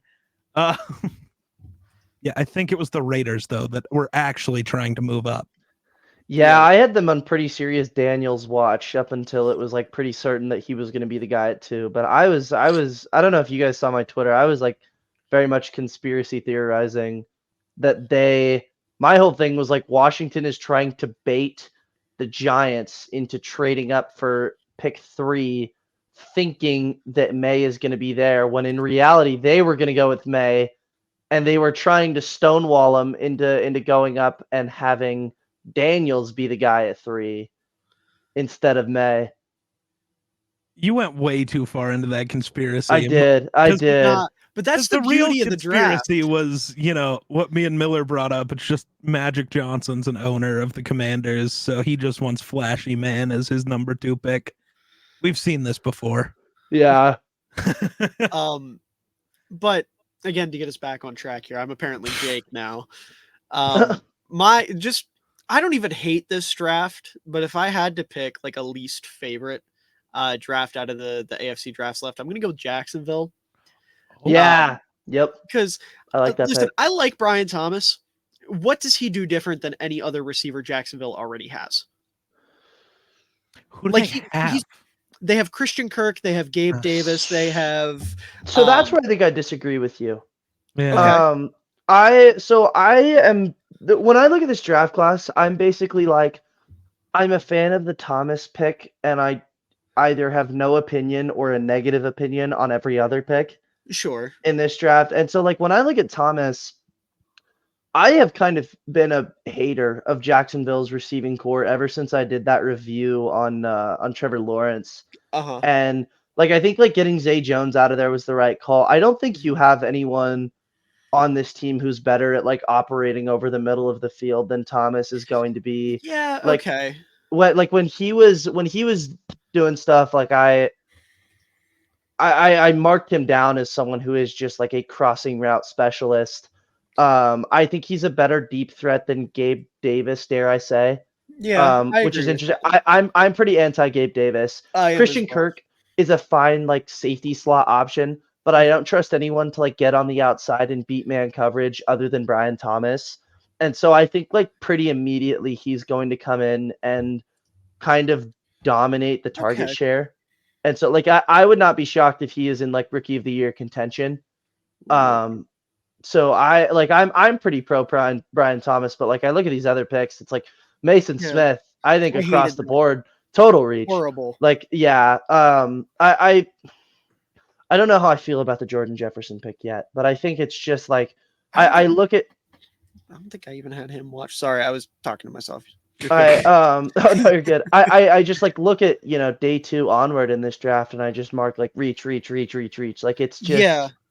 and I understand that like I mean we talked about it earlier, like that was gonna happen after the top 100 Uh-huh. pick, but you know, Mason Smith, that was in like the 50s. Yeah. Like that should not have been happening there. And I don't even dislike Mason Smith. Like I think there is a lot to get behind with him. Right. Like he's a fun developmental defensive tackle. He reminds me a lot of Jervon Dexter, who the Bears took last year. Yeah. And I had the same exact reaction where it's like, why the fuck is he the pick here? Because Dexter was also like a top 50-ish pick. And he ended up working out. The Bears developed him pretty well, and I'm excited for him. But he also had the excuse of, you know, he didn't fire off the ball and we all thought he was an idiot. Turns out his coaches were telling him how to play the position wrong. Mason Smith's just raw as fuck. Like there is nothing there outside of athletic traits. Yeah. And even then, this dude being big and quick, he has no bull rush. So like, I get the idea of you want to get a developmental guy behind Eric Armstead, but I don't like him being the guy. Like, I wonder if this is just an example of Jacksonville just foaming at the mouth over A, arm length, and B, athleticism on the defensive line. It absolutely is. Yeah. That's what it is. Because like the Trayvon Walker pick, Uh-huh. you know, like this kind of goes hand in hand with that, in my opinion. Yeah. But like I think in terms of just true value, like, you know, if he works out, like there's totally a world where he works out to a really high degree, and I am, you know, eating crow, but like I think in terms of like big board to big board, that's a reach. Yeah. And then don't worry though. They got the second best kicker in the draft late in that run on kickers. So they cooked. Thank God. Yes. Well, thankfully. We got to shout out the other good thing they did. Sure. There was only 2. But also, like, Keelan Robinson in the 5th, I hate that pick. That was right around when that big running back started, and there were plenty of backs that went after him that I thought were substantially better. Yeah, I agree with that. Like, just a reach. Yeah. But yeah, now that you mentioned it, Brian Thomas Jr., I like him as a player. I don't want to sound like a hater. It's just, I don't know. I don't like them going receiver so early with all the money they have tied up at the position.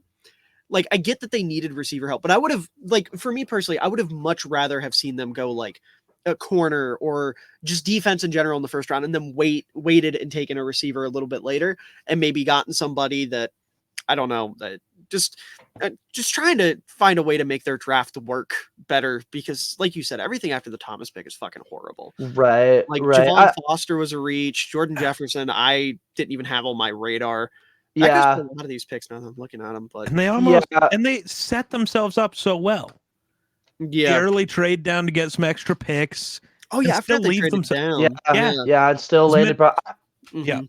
Because they moved Miller, to I think I Minnesota. disagree with you. I think I disagree with you in the sense that I didn't want him to go receiver because, like, if they hadn't taken Thomas, which is I don't know how you guys thought of him. I was pretty high on Thomas. I I like was saw high on Thomas.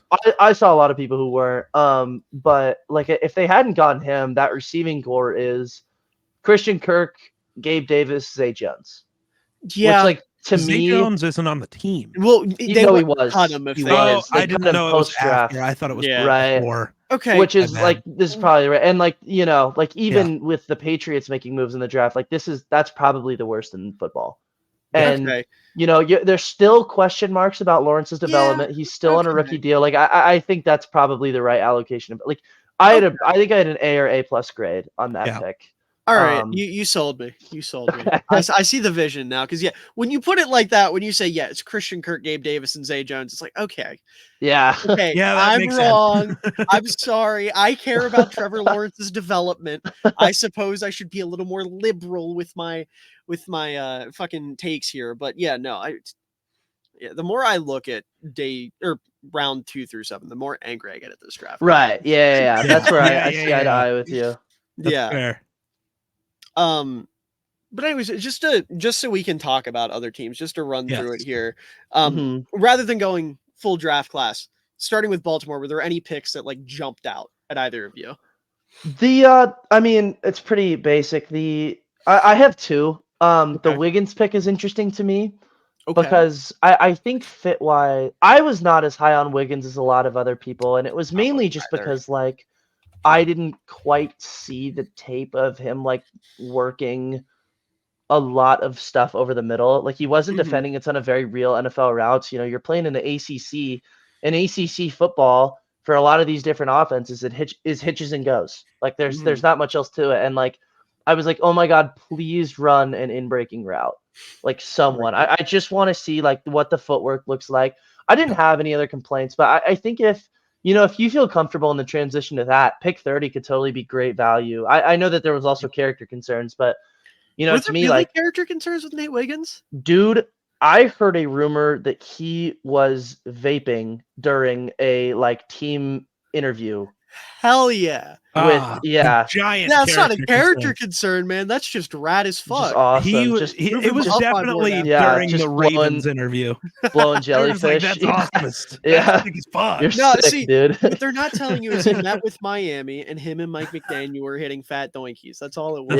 That's the whitest fucking thing I've ever said. Yeah, that really is awful. I'm gonna have to kick you off the show. Listen, it's 3:40 in the morning. Cut me some slack. But I mean, God. you look at the Ravens past like 5 first-round picks. They have a pretty good track record, and just draft picks in general. Like they have a pretty good draft record of like taking guys that the Twitter ball knowers are high on and are falling in the draft, and that's worked out for them because the Twitter ball knowers, I think for the most part, know what they're talking about. Yeah.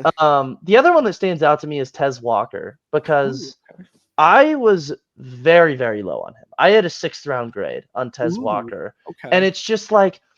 It's just like this dude is the absolute antithesis of versatile. Like I want him running one route, and that is go route.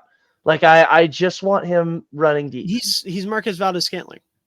Right. Like I don't see him getting a massive quantity of snaps because like you're not a good blocker. You're not working into other parts of the offense. Like throw you in on 3rd and 20, sure, but I mean, man, it's just like I don't love like what he is providing otherwise. But I look at like how he's going to fit with the Ravens.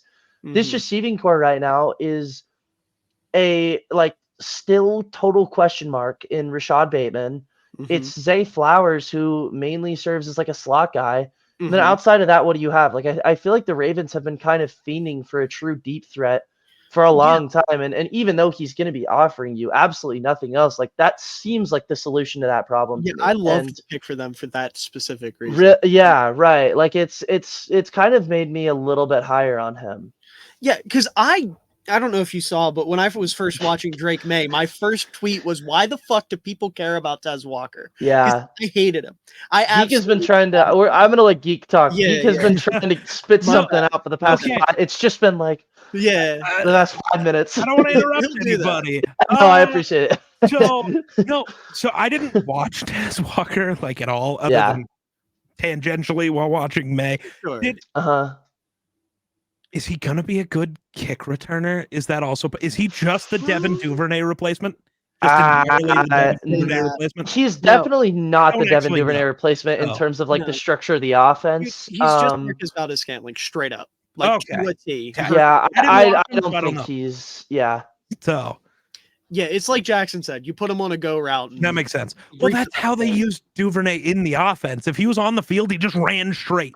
Well, And yeah. Right, but I don't think they really trusted Duvernay with like a contested catch the same Right, way. right. They're gonna, No, like not if it's true like one-on-one at the hip coverage, like I think you feel a lot more comfortable throwing it up sure. to Tez Walker. Yeah, Tez can climb the ladder. He is true, like I said, like MVS, but a little more physical. I guess is the best way to put it. Because he's, you get all the added benefits of you have a guy that can beat somebody downfield, but also, stretch the field, open things up for other guys. But also, if he get, like Jackson said, if he gets one-on-one with a guy in his hip pocket, you can trust him on a 50-50 ball. So I was the same way. I didn't love Tez Walker, but the fit in Baltimore is pristine. And I felt the same way about the next pick with TJ Tampa too. I thought he was a fantastic fit for them. That was the guy I was going to shout out was TJ Tampa. No, go ahead by all means. That actually wasn't the guy I was going to go with. He just TJ Tampa as a fit for them is just awesome. I'm apparently very tired. I'm staring at my review of TJ Tampa and I just still can't read it apparently, which is not good. I have so much work to do tonight. Yeah. The big thing for me, Jackson, unless there's anything else you wanted to point out. No, I'm good. I fucking hated the Roger Rosengarten pick. That felt like a reach to me, but I didn't watch him, so I didn't. I don't have too strong of opinions. I have my Ravens draft grades video out, so I've heard input from a lot of Ravens fans. And basically what's going on is Baltimore switching to more of a zone scheme, which makes sense for Rosengarten because he's a more athletic tackle that can get out in space and block. But when I tell you this man's play strength borders on not playable at the NFL level, I'm being generous. He is one of the weakest offensive tackles I have ever seen play the sport of football. Yeah. He could still kick my ass, but he doesn't. Well, I got to point that out. Probably not the metric we should be basing our draft prospects on. It's not the right metric, but there's always that one guy in the comments, so I got to point that out. Like that's true. Well, for the average human being, but for an NFL tackle, he just doesn't have it. And he's to the point where he's like just over 300 pounds. So if you want him to put on that play strength, you're going to have to ask him to gain like 15, 20 pounds at the right tackle spot, which at that point, it's like, why not just go with a bigger tackle? A bigger guy, right? That feels like too much trouble to go through. Yeah. Or go with a guy who, because Rosengarten, I will say, is a little more like polished and disciplined than a lot of the tackles at this point, but the play strength is a massive issue.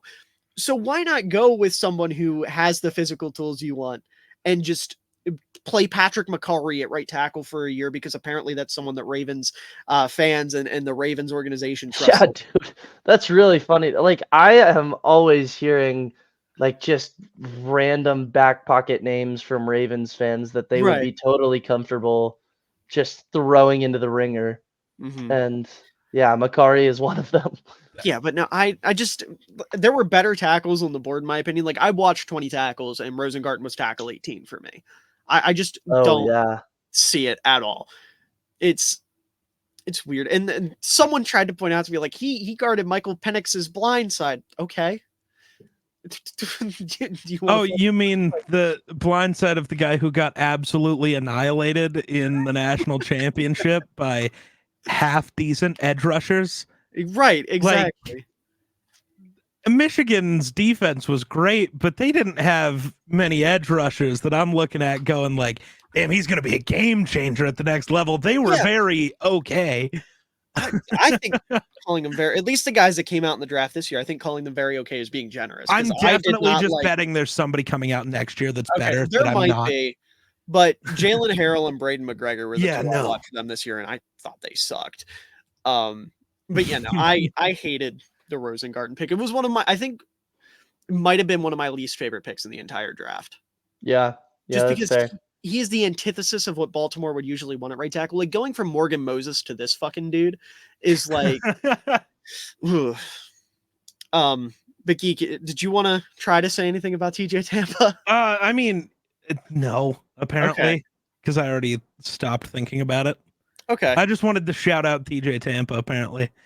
All right. Another one of the guys I wanted the Vikings to end up with that we didn't. Sure. Very annoying. And now I get to Buffalo, and Jackson, if I'm not mistaken, someone that you were pounding the table for aggressively ended up in Buffalo. Oh, I love Keon Coleman.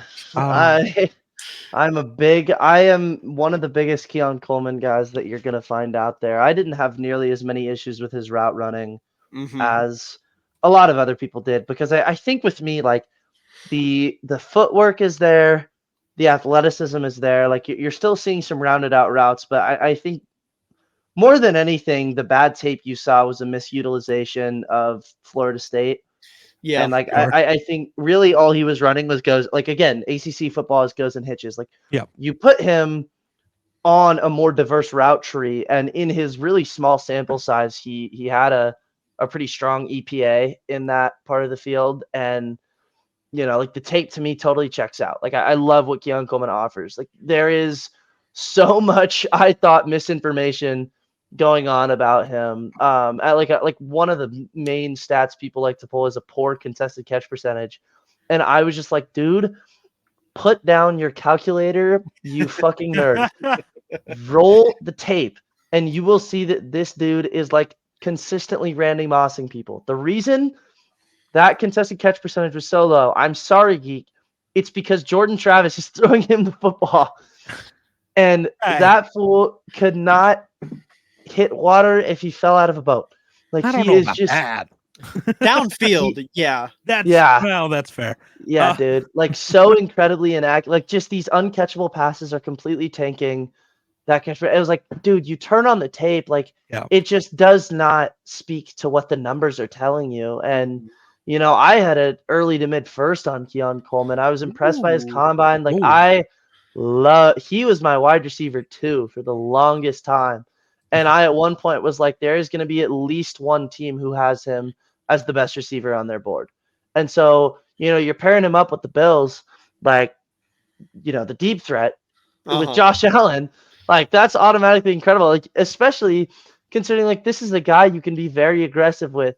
How many quarterbacks are, like, more overly aggressive with the deep ball than Josh Allen? Like, I think you're going to see some total circus catches with him. And the rest of the receiving core, like, Diggs is gone. It's Khalil Shakir, who, another Boise State legend. I love me some Khalil Shakir, but it seems like there's a total opening in terms of what you're offering in the short middle of the field. And, like, a lot of people forget, this guy was a punt returner at 6'4", like 200 pounds.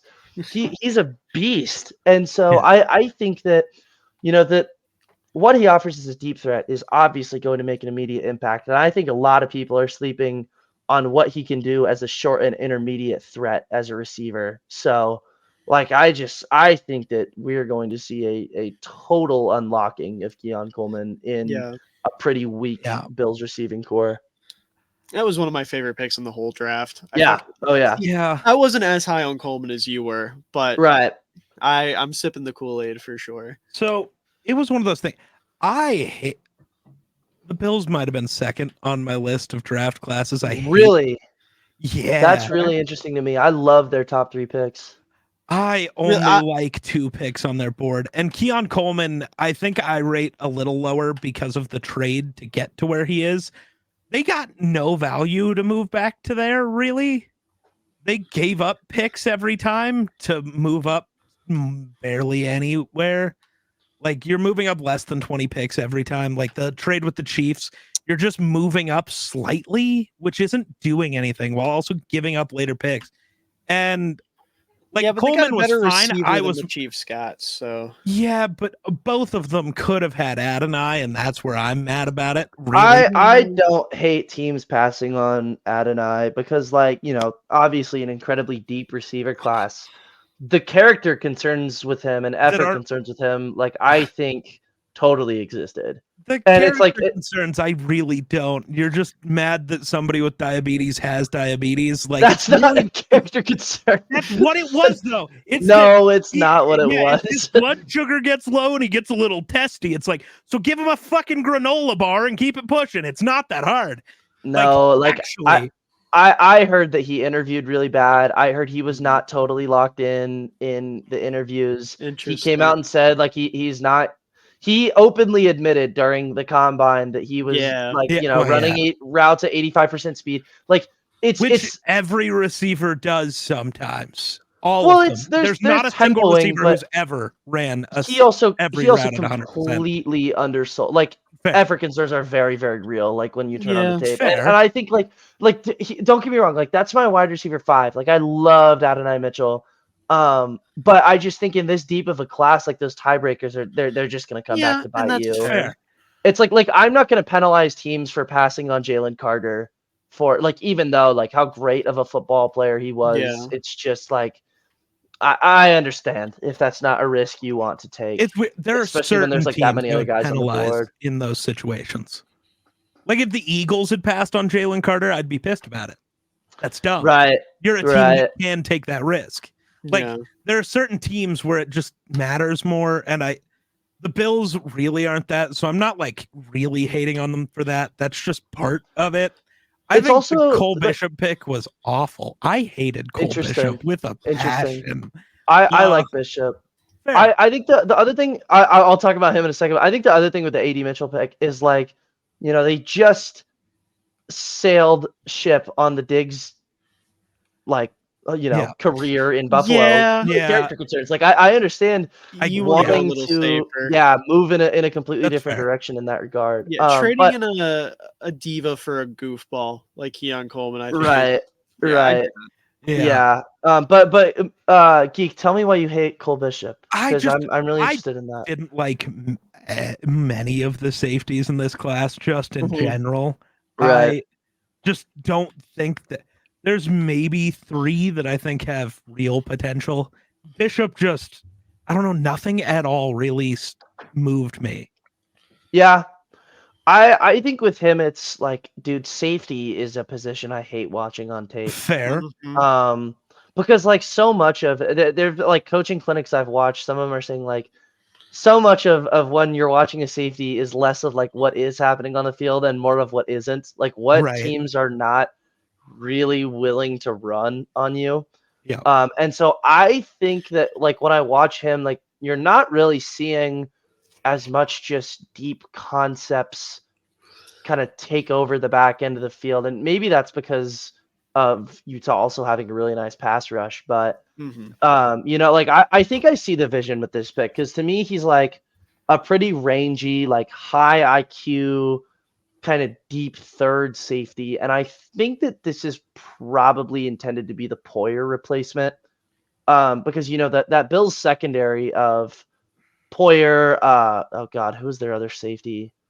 Who is their other safety right now? Oh god, no, like in like 2021, it was Tre'Davious White, Poyer, Hyde, like a Hyde, like that, 3 years ago, that secondary was just awesome, but age-wise and injury-wise, I just think it's run its course. And I think drafting kind of the Eagles way, like the red shirt player who can maybe you're not expecting to start immediately. I think their main goal with him is to be like a true coverage guy. Which I can see. That's where my problems with their draft class are. They still want to be competitive. You can't be taking red shirt guys with your second pick when your team is as bad as the Bills are.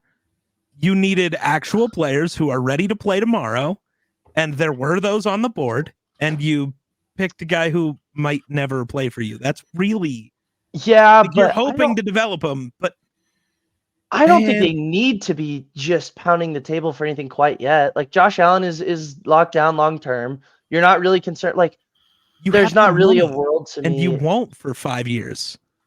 Yeah. You have to hit good picks, and your team just got so much worse this year. Like you needed a little more, and I don't think you got it. Yeah, that's a pretty high bar to clear, but I understand what you're saying. I think that's just my view of looking at drafts compared to maybe yours, which changes your grades. I think in general they still added a lot of like positive sound. I also really like the Dwayne Carter pick, but I'm not going to yap about that for too much. I despise Dwayne Carter. I liked the really interesting. pick. He is the antithesis of what I like. I like that too, Geek. Yeah. Yeah, that's fair. He's not a very Miller football player. No. No. Cedric Van Pram was a good pick, and I really like the Ray Davis pick. But again, that's a very Miller football centric pick, where it's like the Bills finally got a back that can run between the tackles consistently. And I don't think Ray Davis is like a high upside superstar, obviously, or anything like that. But in their room where they have Ty Johnson as like their third guy, you have James Cook as your kind of lead back, primary guy. Getting a guy like Ray Davis, who reminds me a lot of Mike Davis, who's just like a good between the tackles, change of pace type of back. I liked that pick a lot personally. I also hated Edifwan, however the fuck you say his name, the linebacker from Washington. Goodness, I'm losing my voice. I despised that pick. I hate that guy. All right. We should cook up some other teams because we are. Yeah. Anyone have any intense thoughts on the Cleveland Browns? I'm mad because they got 2 players I love. That's bad. Yeah, I like some of the Browns picks. Michael Hall was a cool pick to me. Yep. I think if you're looking for just a pure pass rushing defensive tackle, like other than Johnny Newton or Murphy, like that's probably the guy you want to be targeting. And I would not have been surprised if he had gone over Newton just because of the injury concerns with him. Yeah. Seemed very, very real to me. Hall's really interesting because I don't know if you know this, but he's been putting on weight since the end of the season. Oh, has he? Yeah, like Ohio State, they have that weird thing where they want that undersized, pure pass rushing defensive tackle. Right. And he's put on, I think he was up to 299 at his pro day or something like that, up from 280. Yeah. And he showed flashes of being like an okay run defender. If he puts on weight and can build up a little bit of like strength to his profile. That's interesting to me. I did not know that. Yeah, that only increases my opinion. Right. Yeah. And when he tested at his pro day, he didn't lose a step athletically. So he's put on 19 pounds and he's just as athletic, just as heavy as a pass rusher. Like, again, Michael Hall's a player you would think I wouldn't be a big fan of because of him being a pure pass rusher. But just not, yeah, that's really interesting. Him putting on that weight, I love Michael Hall because of that. Yeah, I really like the Jamar Thrash pick, which is really interesting because I feel like the Browns have made some very half-assed investments at the wide receiver 2 spot, like a lot of them over the past few years. Like you look at, Elijah Moore, Jerry Jeudy, Cedric Tillman. There's just been so many different like mid to late round flyers that they've been willing to throw at the dartboard, and none of them have really stuck alongside Cooper. And I like Jamari Thrash. This feels kind of like another one of those, but it's one that I'd bet on. I think he's a really nice release package. And if you're not wanting him to be the wide receiver 1, which, obviously in this offense, you're obviously not going to be asking that.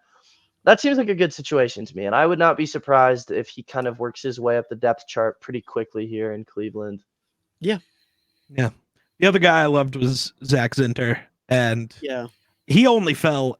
I thought he was going to fall farther because of his injury, but yeah, I loved Zinter. I'm very mad that the Browns get good players. Yeah, once he's healthy, he's going to replace one of their 2 guys. I forget which one's older, but they both. Antonio, I think. Yeah, their contracts expire the same time. They're both after this season, I believe.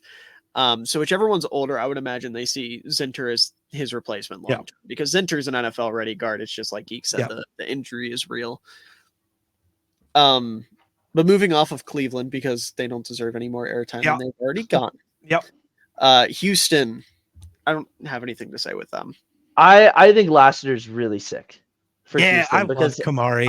I think a Kamari Lassiter guy who is like a kind of hard-nosed, smack you in the mouth cornerback playing slot under D'Amico Ryans could be we could be looking at something pretty sweet here. I wouldn't be surprised if he's playing a little bit of like a Devin Witherspoon role for them.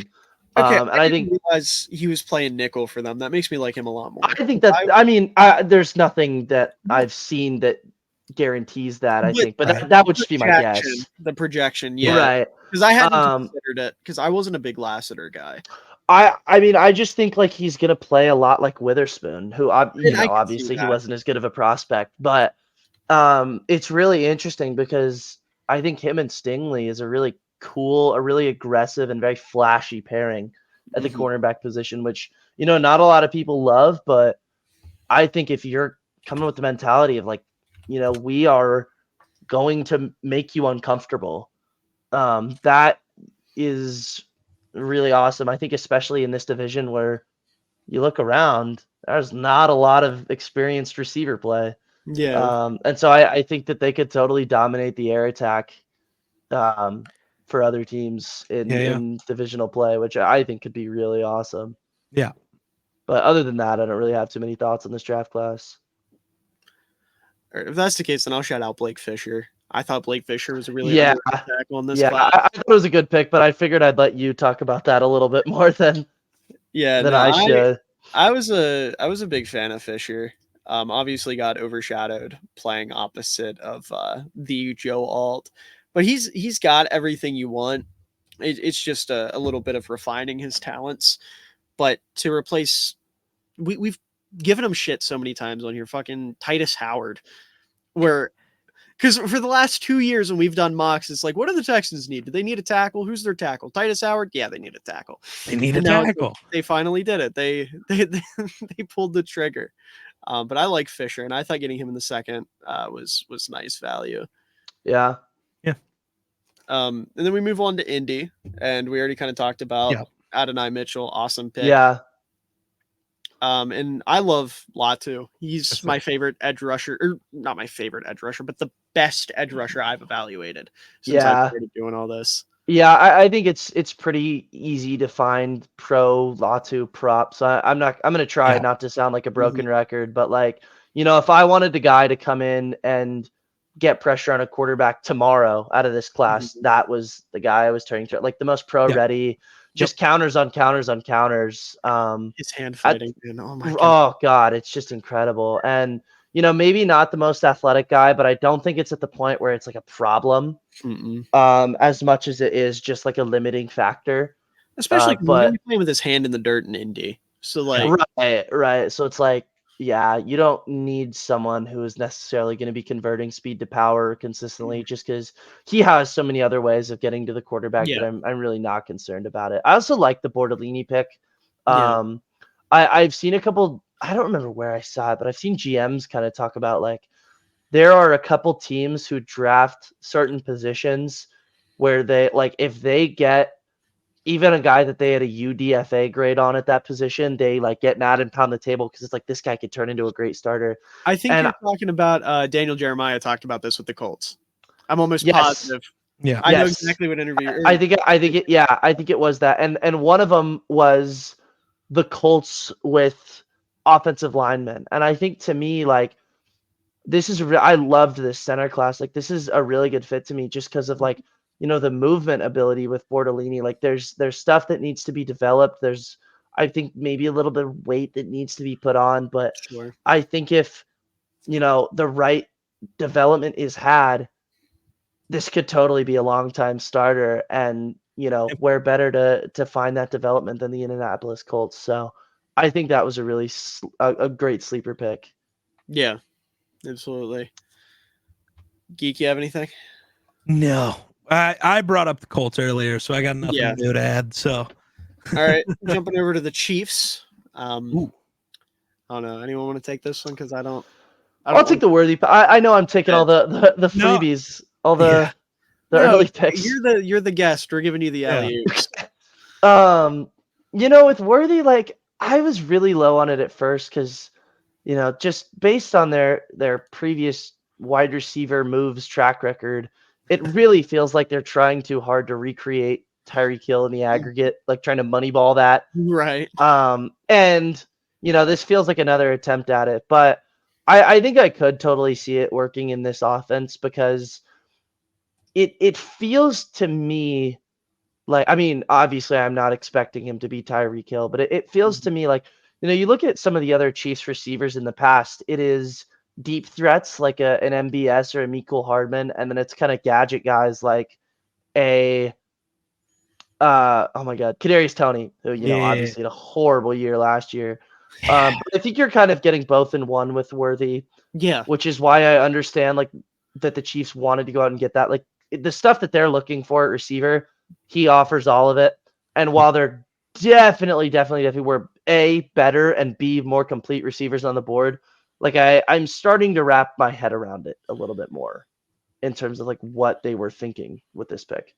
I also go ahead. I was just going to add to the Worthy thing. I think he's a bit of an underrated player in a bit of a couple aspects of his game. Like, I think he's a little bit more complete than people give him credit for. I really liked his route running.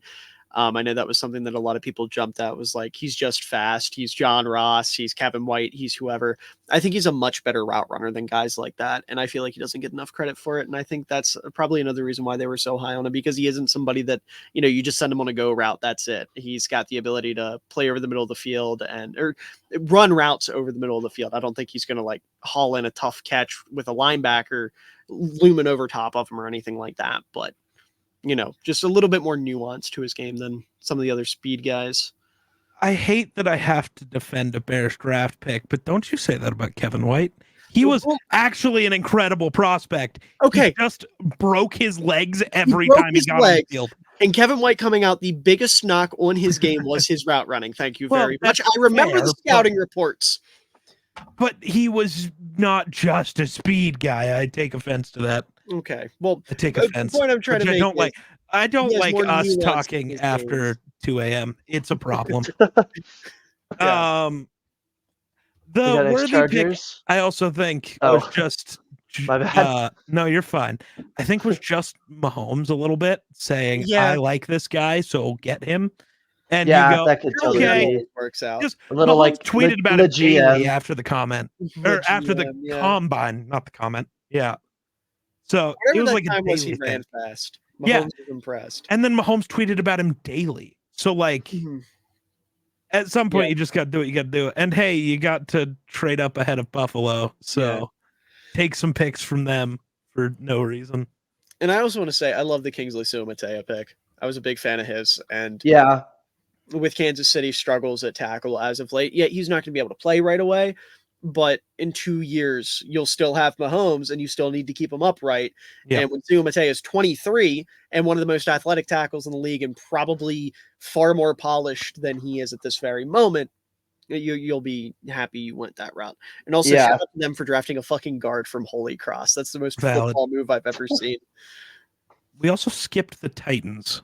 Well, we were going alphabetic. I thought we were going alphabetical. Division. No, I you thought did we were going all of the. They just Houston and Indy, they just which is not alphabetical at all. In there. Houston and Indy going by city next to each other. By city. Oh, I wasn't thinking by city. This guy, he doesn't know his ABCs. No, I just was thinking by team name because that's what matters here. Anyways, Chargers, I just want to jump the gun real quick. I fucking love Junior Colson. Fuck you. Yeah. I had a first round grade on Colson. I did too. Me too. I love Wow, really? Yeah. I love Junior Colson. I love Colson. I think like the college football is getting really weird with their linebackers. Like they're almost like safeties at this point where it's just like kind of coverage gurus, guys who are QB spies and guys who can get downhill. You're not seeing many true Mikes anymore. Yeah. And I think Colson is not quite refined enough to be getting that out of him day one. But the, body type, the skill set that he used at Michigan, I think the projection is totally there. And I would have picked him a hell of a lot earlier than the third round. I was pounding the table for Seattle to get him. Baffled by that. Yeah. So, I love Colson. I think that is one of the best value picks out of this entire draft. Yeah. So since we let Jackson go with Junior Colson, I'm going to bring up a guy that I know Geek hates, and that's Ladd McConkey. I don't hate Ladd. I just he doesn't like him as much as everybody else. I have Ladd. No, I think I had him as wide receiver 10. Yeah, he was wide receiver 5 for me. I love Ladd. I had him and Roman Wilson rated as like the same guy. Like pure rating wise. Yeah, no, I thought, I don't know, with Ladd, to me, you're getting somebody who's going to be like a top 10, maybe top 15 route runner the second he steps onto an NFL field. And having a guy like that is just open is something Herbert hasn't well, Well, wouldn't he's have the had Keenan Allen replacement. right, Just yeah. Keenan Allen. He wouldn't have had, And for the had they Chargers, not I like went, it for that reason. yeah. I think he's more athletic than Allen, though, because That's the Allen other thing, was Well, too. old yeah. man Allen, yeah. No, Well, even prime Keenan Allen. I He's think a even little dude, more Keenan Allen athletic. was never necessarily like this athletic No. freak. He Fair. mainly was winning off of like route running and That's footwork. fair. And I Yeah. think McConkey possesses that, but yeah, I think he's a true athlete. I had him as my wide receiver 8. I just went and cross-referenced that. Yeah. I did like a very, very true second round grade on him because I I think the had a ceiling mid-first round grade on him. I loved that. really, Yeah. really. I think the ceiling with him is pretty limited because I don't think that he is ever going to offer anything that like a 1A receiver is going Yeah. to, like a That's Jamar fair. Chase or like, Yeah, that's fair. anything like that. Maybe he could have, this is a broad brushstroke, but maybe he could have like a cup type season where he is, kind of like Keenan Allen does, like thriving on, breaking down zone, like Mhm. not doing anything too incredibly difficult, but is the number one target on that offense, incredibly reliable. Like I could totally see that being McConkey's best season, but I don't know. I don't think he is quite expanding the offense as much as a Leggett or something, or at least a Leggett in his kind of developed form. Yeah, but I do get wanting to just make sure Herbert had a weapon that was ready. Yeah. To Oh, go. absolutely. It's not a That's why bad I pick. like the It's pick. yeah. Yeah. Yeah. Because sending Herbert, like I absolutely agree that a guy like Leggett does have a higher ceiling. Like Yeah. absolutely. Lad Yeah. to me is like Golden Tate, where he's gonna Oh, be Yeah. That's he's a good gonna be comp. like a really, really good 2 long my term. comp was Adam Thielen. Yeah, exactly. Yeah, Same that's thing. another one. Yeah. There Really, you go. really good 2. He's really good at route Yep. running and is always going to be open. Yep. But if they double him, you're fucked. If you put him on the outside and he's got like a really aggressive press man corner on him that is in his hip pocket the entire game, he's Yeah. creating Yeah, something. that like you should not be relying on him as like the Right. main Yeah. offensive Right. expander unless if you want to kind of free release him out of the slot. And Or yeah, that's what I'm saying. Like he could have a cup type season out of right. that. But I think if Exactly. he's your X or your Z or anything like that, like there's cause for concern. But like I said, just making sure Herbert has a guy to Yep. get the Right. ball Yeah, absolutely. more often than not. I'm absolutely with it. What did you guys think of the alt pick? Because that had a lot of controversy. I don't see the downside to it. Yeah. Like So my only confusion has just been, I don't know. I feel like there's better guys to move to right tackle because unless you're moving Slater, which I don't know if I don't you think they want will. I think it move will an be alt all-pro, right. which is fine. I just think in that scenario, you could have done.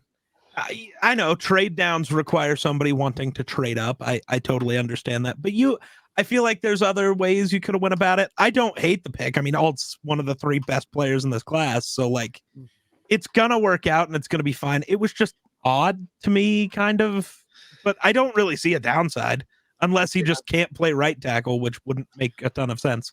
Yeah, I don't see a downside personally. Like Yeah. it even being that odd because it's Harbaugh. He wants to build the trenches. That's You fair. have one of your tackle spots figured out. You have a guy that many consider to be a borderline, or not a borderline, a generational Yeah. tackle staring Yeah. you in the mouth.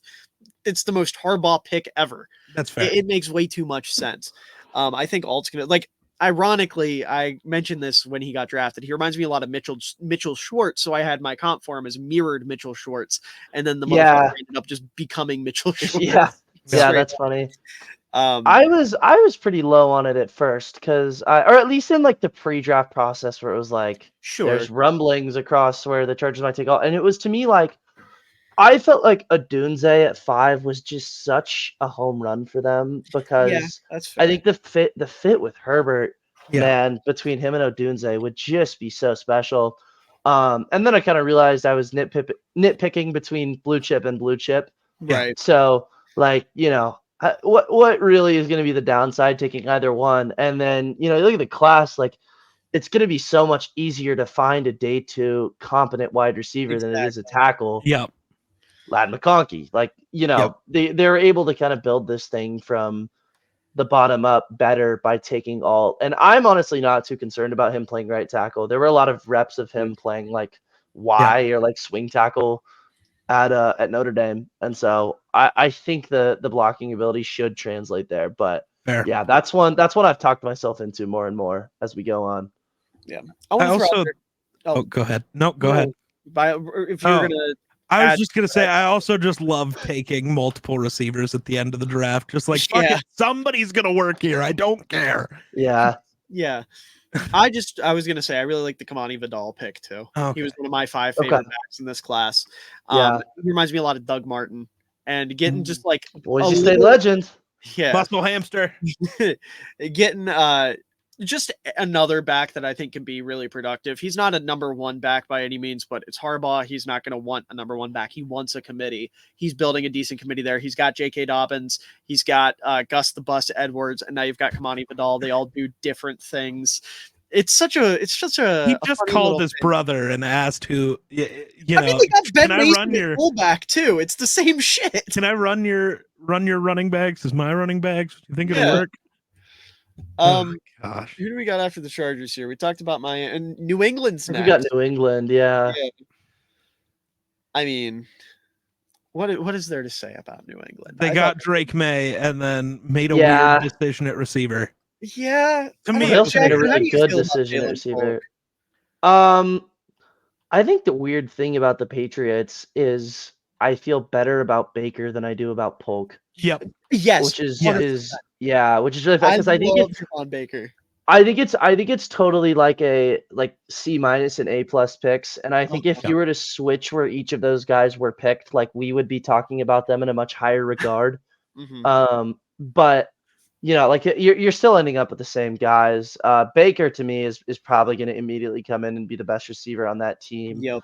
And why they selected Polk first, I'm not totally sure. Apparently the league loved Polk because Peter Schrager was swearing up and down that everyone he talked to had Polk way higher on their boards than like the fans and the consensus.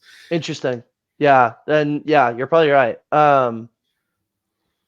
I don't know. I don't have too many thoughts on Polk. I think the second round was high, especially that early in the second round was high for him with the guys that were on the board.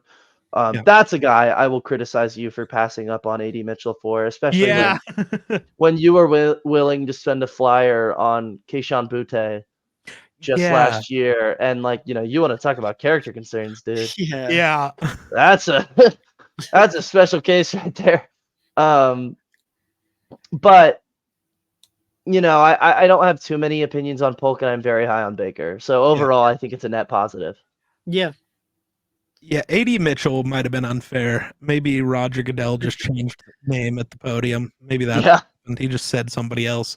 Drake made AD Mitchell would have been fucking insane. Oh god, that would have been one of the better drafts.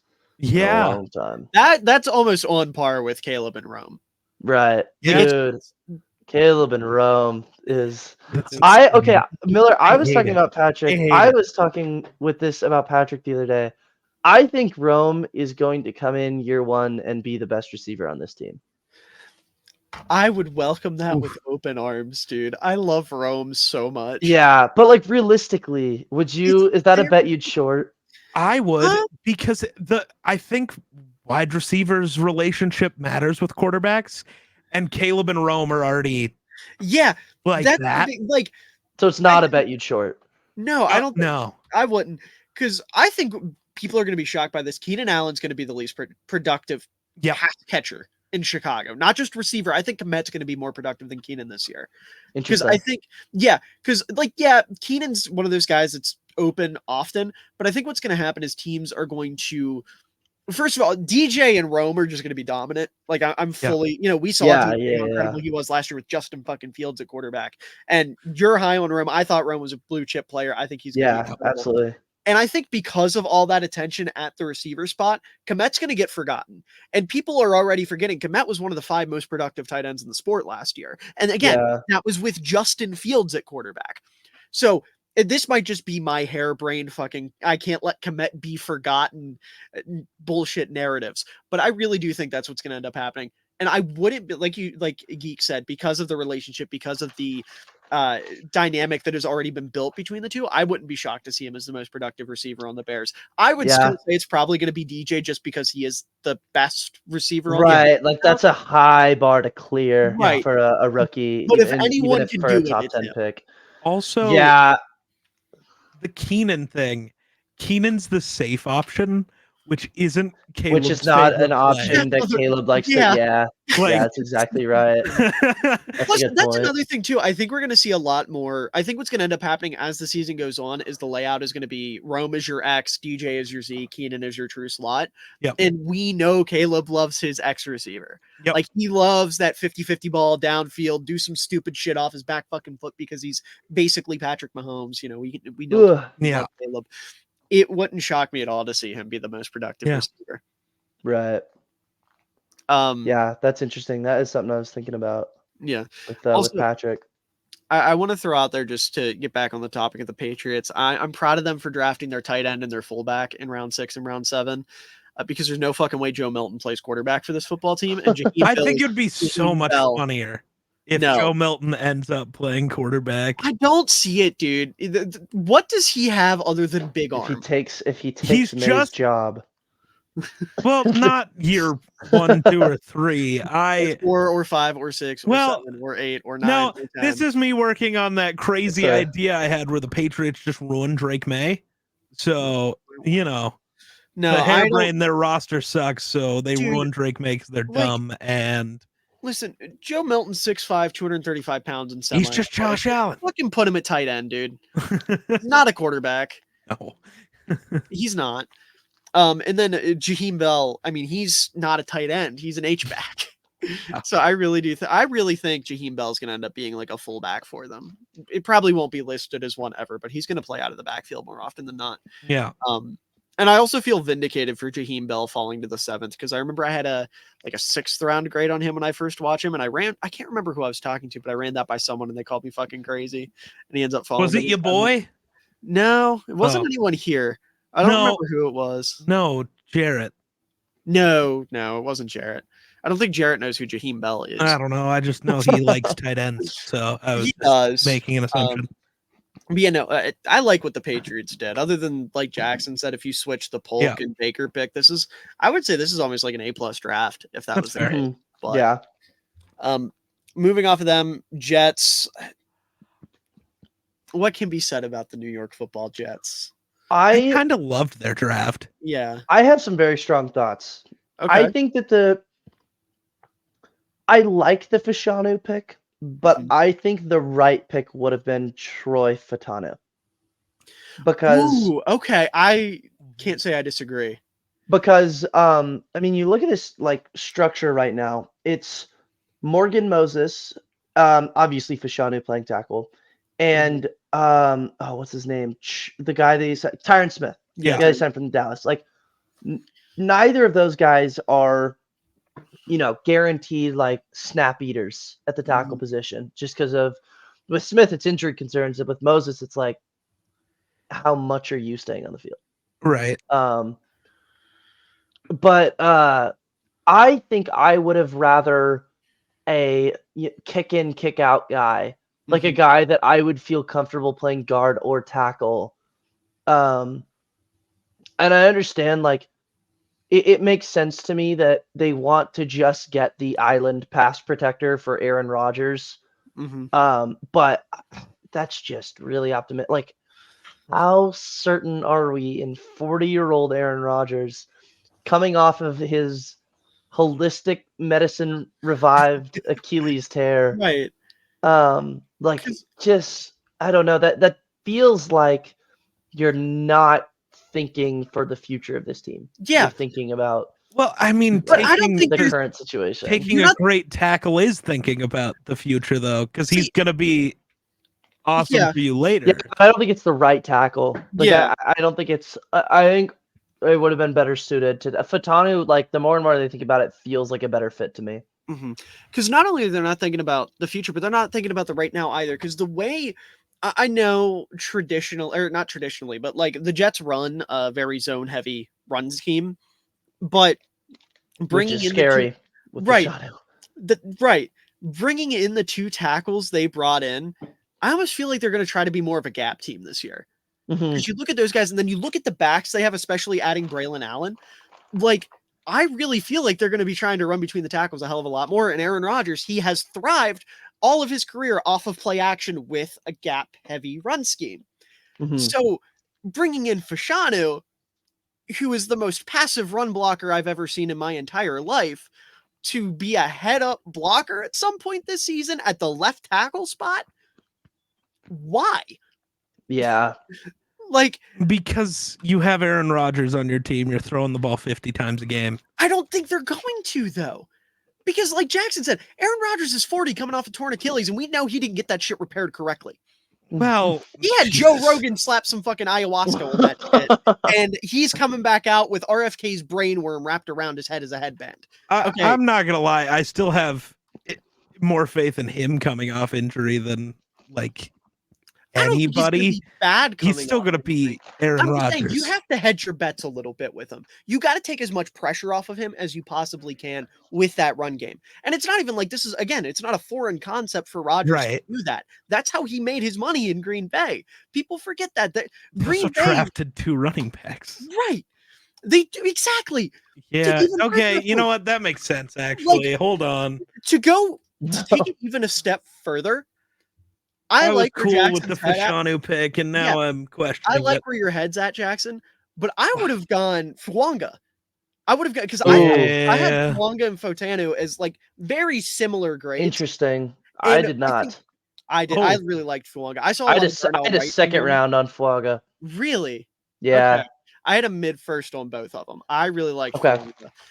But for the same reasons. I mean, it's just he's bigger, bulkier, and would fit better in a gap scheme. So I like where your head's at. It's just a different stylistic preference there. But yeah, like Geek said, you draft Braylon Allen, you draft Isaiah Davis. Braylon Allen's going to make his money in a gap scheme. You get Breece Hall, who's also going to be a good back in a gap scheme. It would have made so much more sense to take either of those 2 tackles over Fashanu, because you can play them at guard right now, and then long term, whether it's Rodgers, because Lord knows the 2 tackles they have right now, healthy or not, are not going to be Green Bay Packers, are not going to be New York Jets after this year. Maybe they'll be Green Bay Packers the year after. I don't know. We'll have to wait and see. I'd be cool with it. But the point is, I absolutely agree.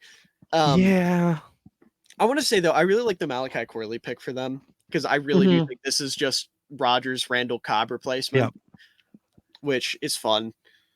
And I also really liked Malachi Corley as a player. I hate that he's working with Rodgers, and I hate that he's living in Rodgers' house because I fear for his safety. But, like, I don't know. Someone pointed out as soon as that story came out that it just sounds way too similar to Get Out, and I can't unhear that. I can't unhear that. Like, I really do feel Jesus. Like what is it? The Dark Place? Is that what they call it? I haven't seen that movie in so long. I know what you're talking about, Miller. I can't remember what it's called, but I've never seen that movie. Shadow Place or something, where like you know, if you've seen the movie, you get it. But the like underground, right. I just can't unsee Malachi Corley getting sucked into that, living in Aaron Rodgers' guest house. But I really do like the Jets draft, other than the Fashanu pick, and even then, he's not a bad player. Like he's a great offensive tackle. It's just he doesn't really fit what they needed now. Right. And I guess I think the hope is probably he's a great pass blocker, and you're hoping you can just make him good in the run game, especially since you don't have to play him right away. You can't teach heart, and that boy's heart is not. That's not just about heart. That's about aggressiveness. Yeah, you lock him in the same room with Aaron Rodgers for a couple hours, he'll get more aggressive. That's just how it works. I mean, sure. Maybe if we're going to subject him to horrors unbeknownst to man. Yes, that is the plan. Welcome to New York, bucko. Welcome to New York, bucko. I don't know. Jackson, you want to say anything about Braylon Allen, since we brought him up but didn't really? Yeah, I had a first round grade on him, believe it or not, which feels rare for this running back class, but I love Braylon Allen. I mean, like, this dude freshly turned 20 going into the draft. Like, he was 19 for a massive portion of the pre-draft process. And so, you know, and you look at the like running back market right now, so many teams are terrified of giving their guys a second contract just because of the workload. Like, I would feel really comfortable taking Braylon Allen because, if he performs, like that's a guy I could give a second contract to and not be worried about his knees breaking down from underneath him because he'd only be like 24 or 25. Yeah. Like that is someone that I would feel really comfortable spending legit money on. There were concerns with his game, right? Like he is a terrible pass catcher. Like just bricks for hands. Like I thought that was really rough at it. So if you're looking for that, that's not your guy. But I think that could pretty easily be replaced by, some third down back. Like maybe he's not going all 3 downs for you, but he's a fine pass blocker. Very powerful runner. Great stiff arm. The long speed is a little bit concerning, but I think the combination of what he offers as a player and his age warrant the rare first round grade for a running back for me. Yeah, that's fair. I didn't have him quite as high, but he was my RB1. I had I don't think anyone had him quite as high. Yeah, I had an early to mid 2 on him. So I was okay. Yeah. I see the vision, but I respect it. Let's see what else. They took Quantez Stiggers, Toronto Argonauts legend. I do not know who that is. Yeah, no clue. Corner that played in the CFL and then declared for the NFL. They got Jordan draft. Travis though. Who? Quantez Stigger better. Or Stiggers, sorry. It's plural. Give me Jordan Travis. And then Tennessee's last here. Yep. Huh. I don't know how. Bro says, huh? Well, I didn't realize. I was looking at their day 3 picks. I didn't realize they ended up with James Williams. How do you guys feel about this class? To wrap us up here. I don't know about you guys, but I was pretty high on Latham. That wasn't a reach to me at all. He was my OT too. Behind Same. all. Yeah. He was not my OT too, but I mocked him to the Titans quite often if I didn't have Alt fall. Yeah, that to me is not a reach.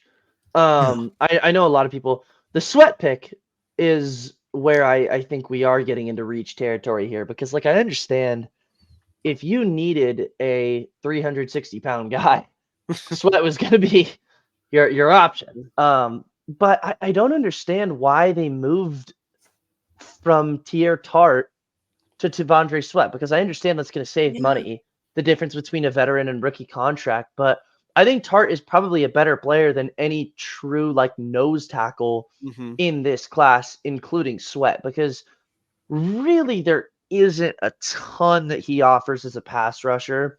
He probably has the power where he can just kind of move guys back. But I don't think you're creating any quick, instant pressure with him that you see out of a lot of true defensive tackles. He can too. He even wants to be on the field. You just want him to be Vince Wilfork. That's what you're hoping he is. A high second for Vince Wilfork. A high second for Vince Wilfork, dude, is especially when you had Tart. If you were getting prime Vince Wilfork and you knew that, I'd spend a first on that. Because he's going to eat 2 or 3 blocks and free up everybody else no matter what. Yeah, but Wilfork first round pick.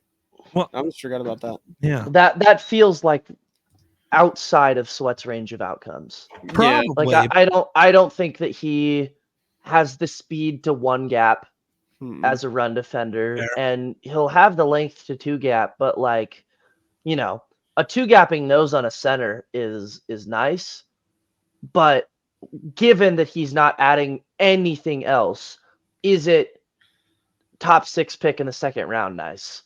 And I don't totally know if I'm into that, especially when you have a guy like Tart, and you're letting him walk for. I understand. Again, financially it's a cheaper option, but I don't think that's a great allocation of resources. Yeah. Let's see what other picks they made here. The Cedric Gray pick is interesting to me. I saw a lot of people that were really high on him, and I don't think I'm quite as high on him as other people, but he does kind of fit the true Mike mold. I think. Yeah. Maybe needs to put on a little bit of weight, but if you want him to be that is. It's me. I'm the guy who was high on him. I have him as my linebacker too. Yeah, I didn't see that. Yeah, he needs to put on a little bit of weight, and he needs to be dialed back, if that makes sense, like reared in, kind of. Like, He's yeah, he's all over the place. Which he needs to smoke some weed. chill That's out. why they added him though. 'Cause they got Kenneth Murray, who's nowhere ever, so they needed the guy who's everywhere all at once. Yeah, that's really Which funny. is fair, but he's everywhere all at once, and not like it's a hinder more than it's a help with him. Right. Yeah. And I don't know. I can't, just like I can't stand a tight end that can't block. I can't stand a linebacker that can't tackle. And Cedric Yeah. Gray's form as a tackler bugs me to no extent. Like, I hate it. Is It's it so as bad or worse than Brian Asamoah? That's what I want to know. Cedric Gray isn't trying to kill himself when he tackles, so I would say he's better. Samoa at the like Naruto run. Right, exactly. Yeah. Yeah. And I like Cedric Gray. I think there's a lot to like out of him. I think, you know, the athletic tools are absolutely there. The upside's there. It's just a lot of work has to be done. I could see him developing into a Mike. Yeah, I agree. It's just, it feels like very, very high on his range of outcomes. And yeah, like if Cedric Gray is becoming a true Mike, like he has the athleticism to make it work.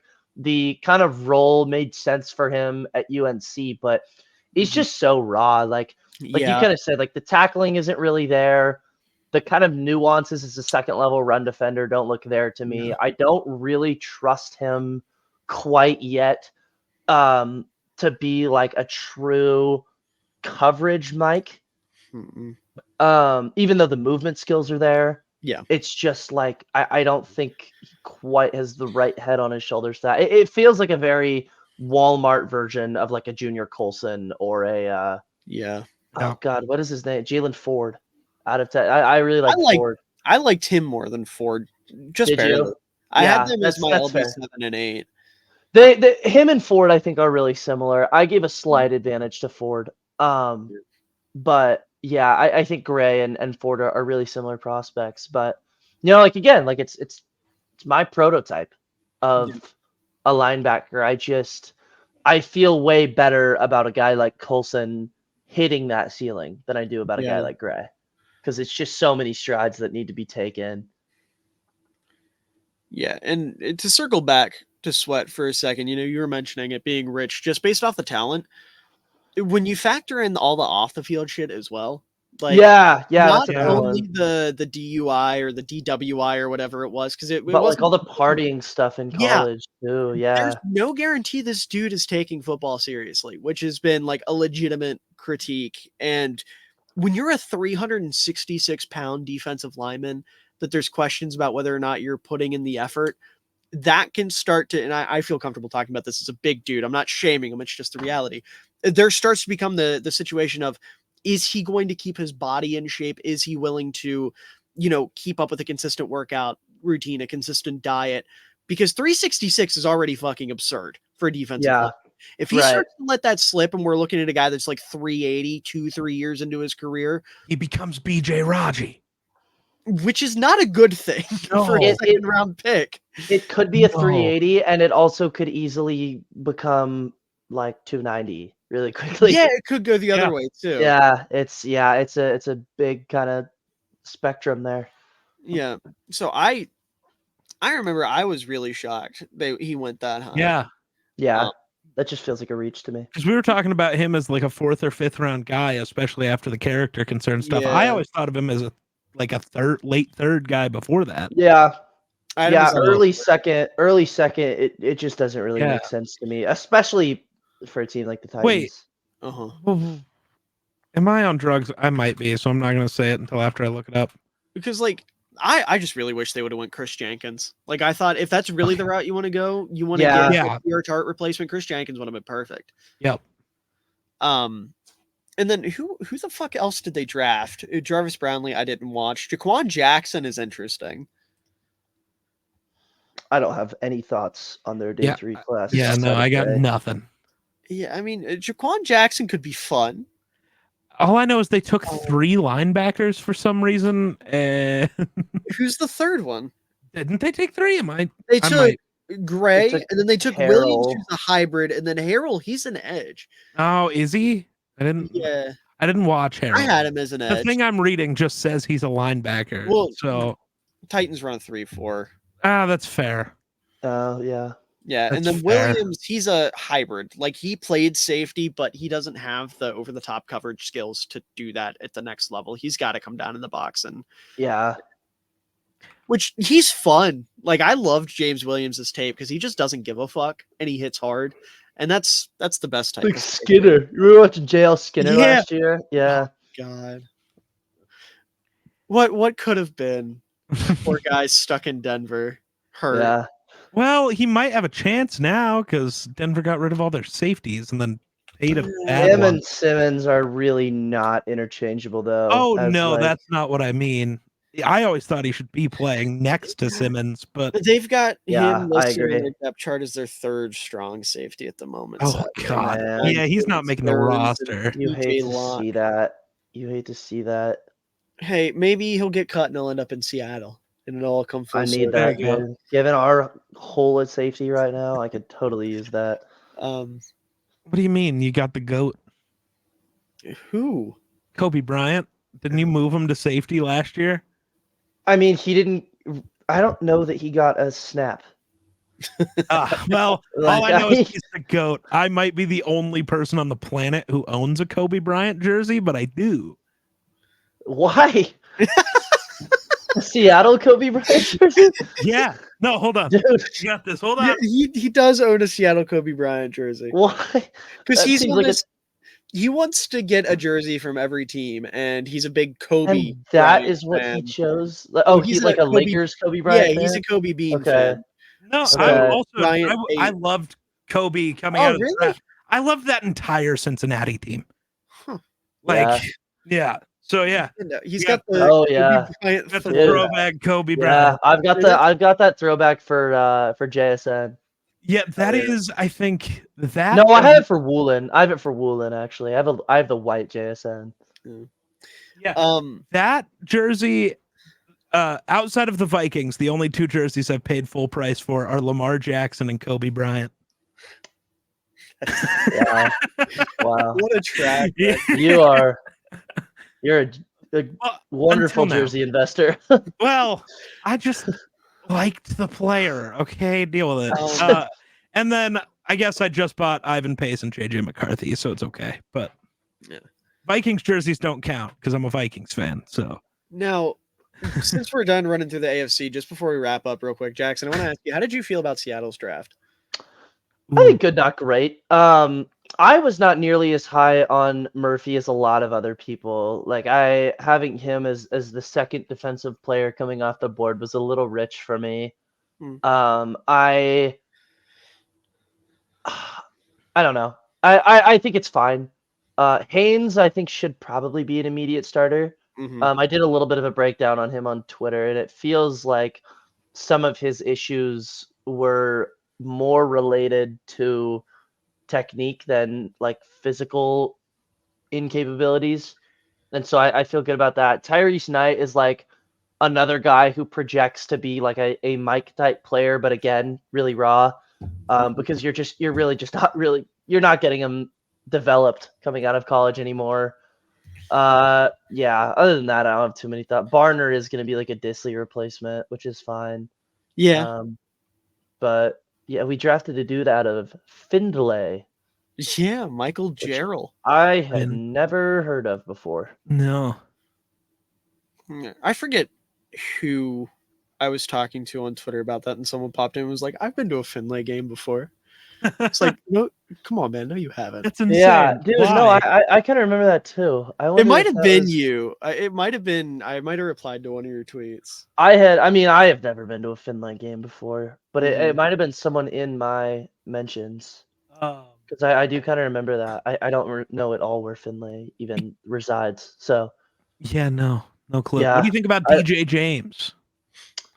I think I have no thoughts right now on Oh, DJ that's James. unfortunate. I don't think him or Nehemiah Pritchett are really going to be getting, like, I think the secondary is, or at least the cornerback room is likely the most difficult spot in Seattle right now to find snaps.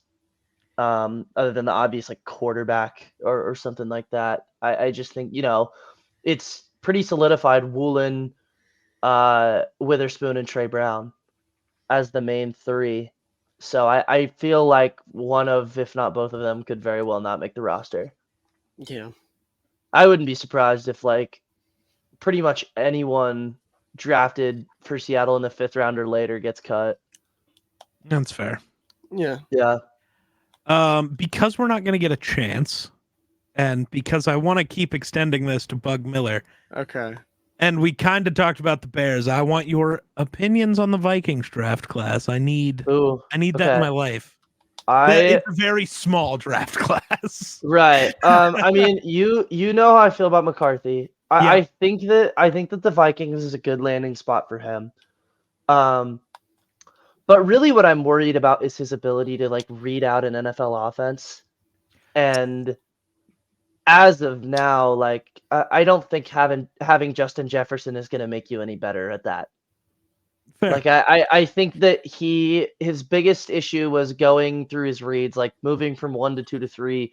It felt like he was just staring stuff down, and that is an issue we saw to Sam Howell this year. And Sam Howell went from week 1 starter to like traded for a 5th rounder and a backup for Geno right now. Fair. So I'm not saying that's going to happen because McCarthy obviously was a much better prospect than Howell ever was, but that's my biggest thing with McCarthy right now, and him being on the Vikings. I'm not saying it's not going to fix it, but it also, like, you know, having Jefferson and Hawkinson is not going to be a factor in fixing that. Fair. I think. Dallas Turner, I never really have been too big of a fan of. Which is really interesting because a lot of people had him as their edge 1. I had him as my edge 4. Really? Yeah. Who's your 3? Chop. Okay. I had Turner as my 3. I really like Chop. I went Latu versus Chop Turner. And to me, it's just like, I get the long arms, and that is obviously going to be his forte, but I just don't understand how you can be sub 250 and get consistent wins without when you're lacking as much bend as he does.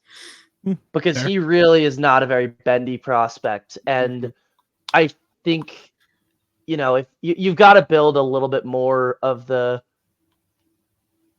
you got to have more than one thing in your bag, I think, even when your arms are the length of a 6'11" man. Yeah.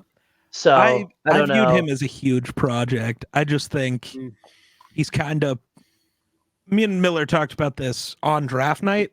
I didn't love it in the moment. And then I was like, oh, but he makes a lot of sense just for Minnesota as more of a 3-4 guy. He's out of those 4, Latu, Chop, Verse, and him, he's the guy I trust the most if he has to drop into coverage at all. Yeah, so, absolutely. That's like, not only is he like, he's like great at dropping into coverage. And it's also like, you know, 3-4, you're being trusted to set the edge and like, he has the arms to legitimately 2-gap as an edge, which is not something you see super often. But yeah, I don't know. I think from a mid 1st round pick, you need to be asking a little bit more for just the pass rush.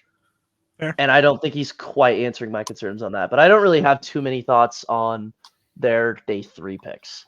Fair. I don't know the depth of the class nearly as well as you guys do.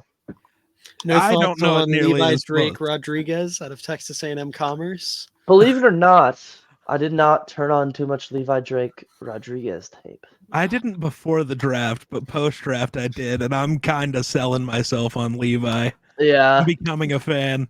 He's 6'1", 269 at defensive tackle, Geek.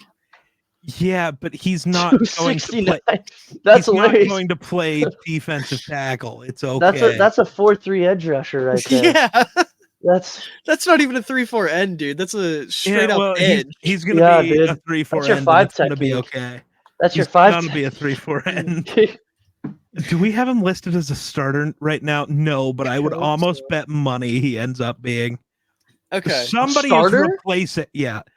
Somebody is replacing Jerry Tillery, and I don't care who it is. It can't be that hard to replace. I think I could replace Jerry Tillery.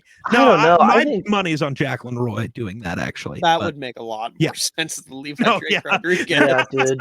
They're like damn near Mr. Irrelevant. Yeah. In. Yeah. Dude, fucking Andre Carter at the position at that point, dude. Like, don't Yeah. put Levi Drake Rodriguez out there. Yeah, man. Levi Drake Rodriguez right now It's- is not even listed on our Yeah. depth chart, which It is is funny. all fun and games until the opposing offense runs duo at Levi Drake Rodriguez and No, it's puts him okay. on 'Cause his Jonathan ass. Grenard's right there also. What are you doing when Shane That's Waldron one whips open out gap and one. Don't worry, Um, Ivan Pace will save the day as always. He is the goat. All right, I got At one more run question. defense? Yeah, Ah, like He's great in coverage. 92% of the time. He's great in coverage. I'll give you that. He's good in the run game too, except for that one play against Baker that we don't talk about. He's a pretty small Is dude. it Like, he's doesn't the one matter. that Baker told to get big or whatever it was? Yeah, the first game of the year, like the first play of Ivan Pace's career, he got his welcome to the NFL moment. What real did he quick. say? No. It wasn't get big. What was it? I don't. It was like get remember. your weight up, I think. Yeah. like hit the weight room or something. Yeah. Yeah, there was another one like late in the year. I can't Oh, remember it was who Joe against. Mixon. Mixon. Oh my God, Mixon. Like goal line situation, one on one, ran him right the fuck just over. like a bus. Yeah. Which Dude I got don't ran get over why- by Joe Mixon. I don't know why you're making that face. I'm just trying to slander Joe Mixon as much as possible. Oh, okay. I like like- yeah. Joe I I'm Mixon. pretty get not anti liking Mixon Joe as well. Mixon, but like Mixon's one of the guys who you get ran over by him, you kind of go, Yeah. fuck. All Tough. right, since Geek had to ask, I do want to ask one more thing. Jackson, Oh, no. did you? I know you said you didn't. I'm sorry. You said you didn't get too deep into the class. Did you find yourself perusing any Austin Booker film by chance? Believe it or not, no, but Oh. I know that I saw a lot on Twitter that that's your guy. That was my favorite player in the entire class. Yeah, so it's really interesting to me how you always end up with one of your certified guys. But I mean, I'm Ryan Yep. Pulse's burner, I think. if you want my true opinion on the Bears draft class, like I think walking away with Caleb and Rome is kind of an automatic like won the draft card. Yeah. You know, it sort of fell into their laps, but you know, not every team is taking their layups. So you gotta at least give them their credit for that. Yeah, for sure. But unless Geek has any more last second questions to keep Jackson awake until an ungodly hour for no reason. No, I was more doing that to bully you, Miller. Okay. If I was bullying Jackson, my bad. But No, I'm on mountain time. So that's I'm right. It's Same. what time is it for Yeah. you guys right now? Like 1? 3 a.m. almost 3. Almost 3. Almost 3. Okay, it's almost 5 for me. Yeah. Dude, that's Um, insane. Yeah. No, it's okay. I'm done with school, so I can stay up. I can stay up late. I don't have a bedtime anymore. There We you only go. got 5 hours to get this Yeah. episode up, though. No, I'm just gonna put it up now and schedule it. Well, yeah, but no, I just mean we only have 5 hours until. Oh, I thought you were saying I had to closed. get up in 5 hours. Okay. God no. Well, if that's the case, Jackson, do you have anything you want to plug? I would just say you can find me on Twitter at jpownfl. Got some pretty fun stuff in the works there. So I won't reveal I won't show my cards quite yet, but Dang, until no things are big public. reveal. No, Jackson, I will let you guys know after the show what I've got going on right now, but it's just not for the public eye quite yet. Wonderful. Yeah. Geek, do you have anything else to say before we get out of here? I don't think NFL teams know how to evaluate kickers. That's all I got. You know what? Fair enough. All right, Perhaps man. They do not. My team drafted a punter. That's all I know. He's really good at it. Yeah, That's all that matters to me. my team drafted an overrated kicker. That's tough. Yeah, The Riker problem is his leg isn't super strong, right? yeah, which I'm like kind of okay with, but it's still just like, Okay. But yeah, that's gonna do it for this episode of Run the North. I guess I'm Jake. Now I'm gonna send us out here. You can find us on all the platforms: Twitter, TikTok. I don't know. Are we on Instagram? I don't think we are. I don't remember. We might be. I don't Jake know. did all the socials. I don't We got to remember. figure out how we're going to do that. So Yeah. Twitter and TikTok for sure. Obviously here on YouTube, make sure to subscribe. And then anywhere you get your podcast, Spotify, Apple Podcasts, all that good stuff, all the other places. I don't know where else people get podcasts. I'm not a podcast listener. You can don't make that face at me, boy. No, I was trying to remember. Okay, We used to be on Google Podcasts, but Google shut that down because Google gives up on everything they do. fair. Um, But yeah, just you look might up, be on iHeartRadio, so there you go. yeah, just look up Run the North wherever you get your podcasts. You'll find us. You'll be able to hear my beautiful voice and whatever the hell comes out of Geek's mouth. That's fucked up. But anyways, thank you all for watching, listening, whatever you're doing. Make sure to follow, rate, subscribe, like, comment, give your dog a kiss for me. Hey, listen, dogs deserve love. I don't mean it in a weird way. I just mean like a nice little forehead kiss for your dog. They deserve it. But anyways, that's gonna do it. We're done. Geek, do your thing so I can hit end. Bye.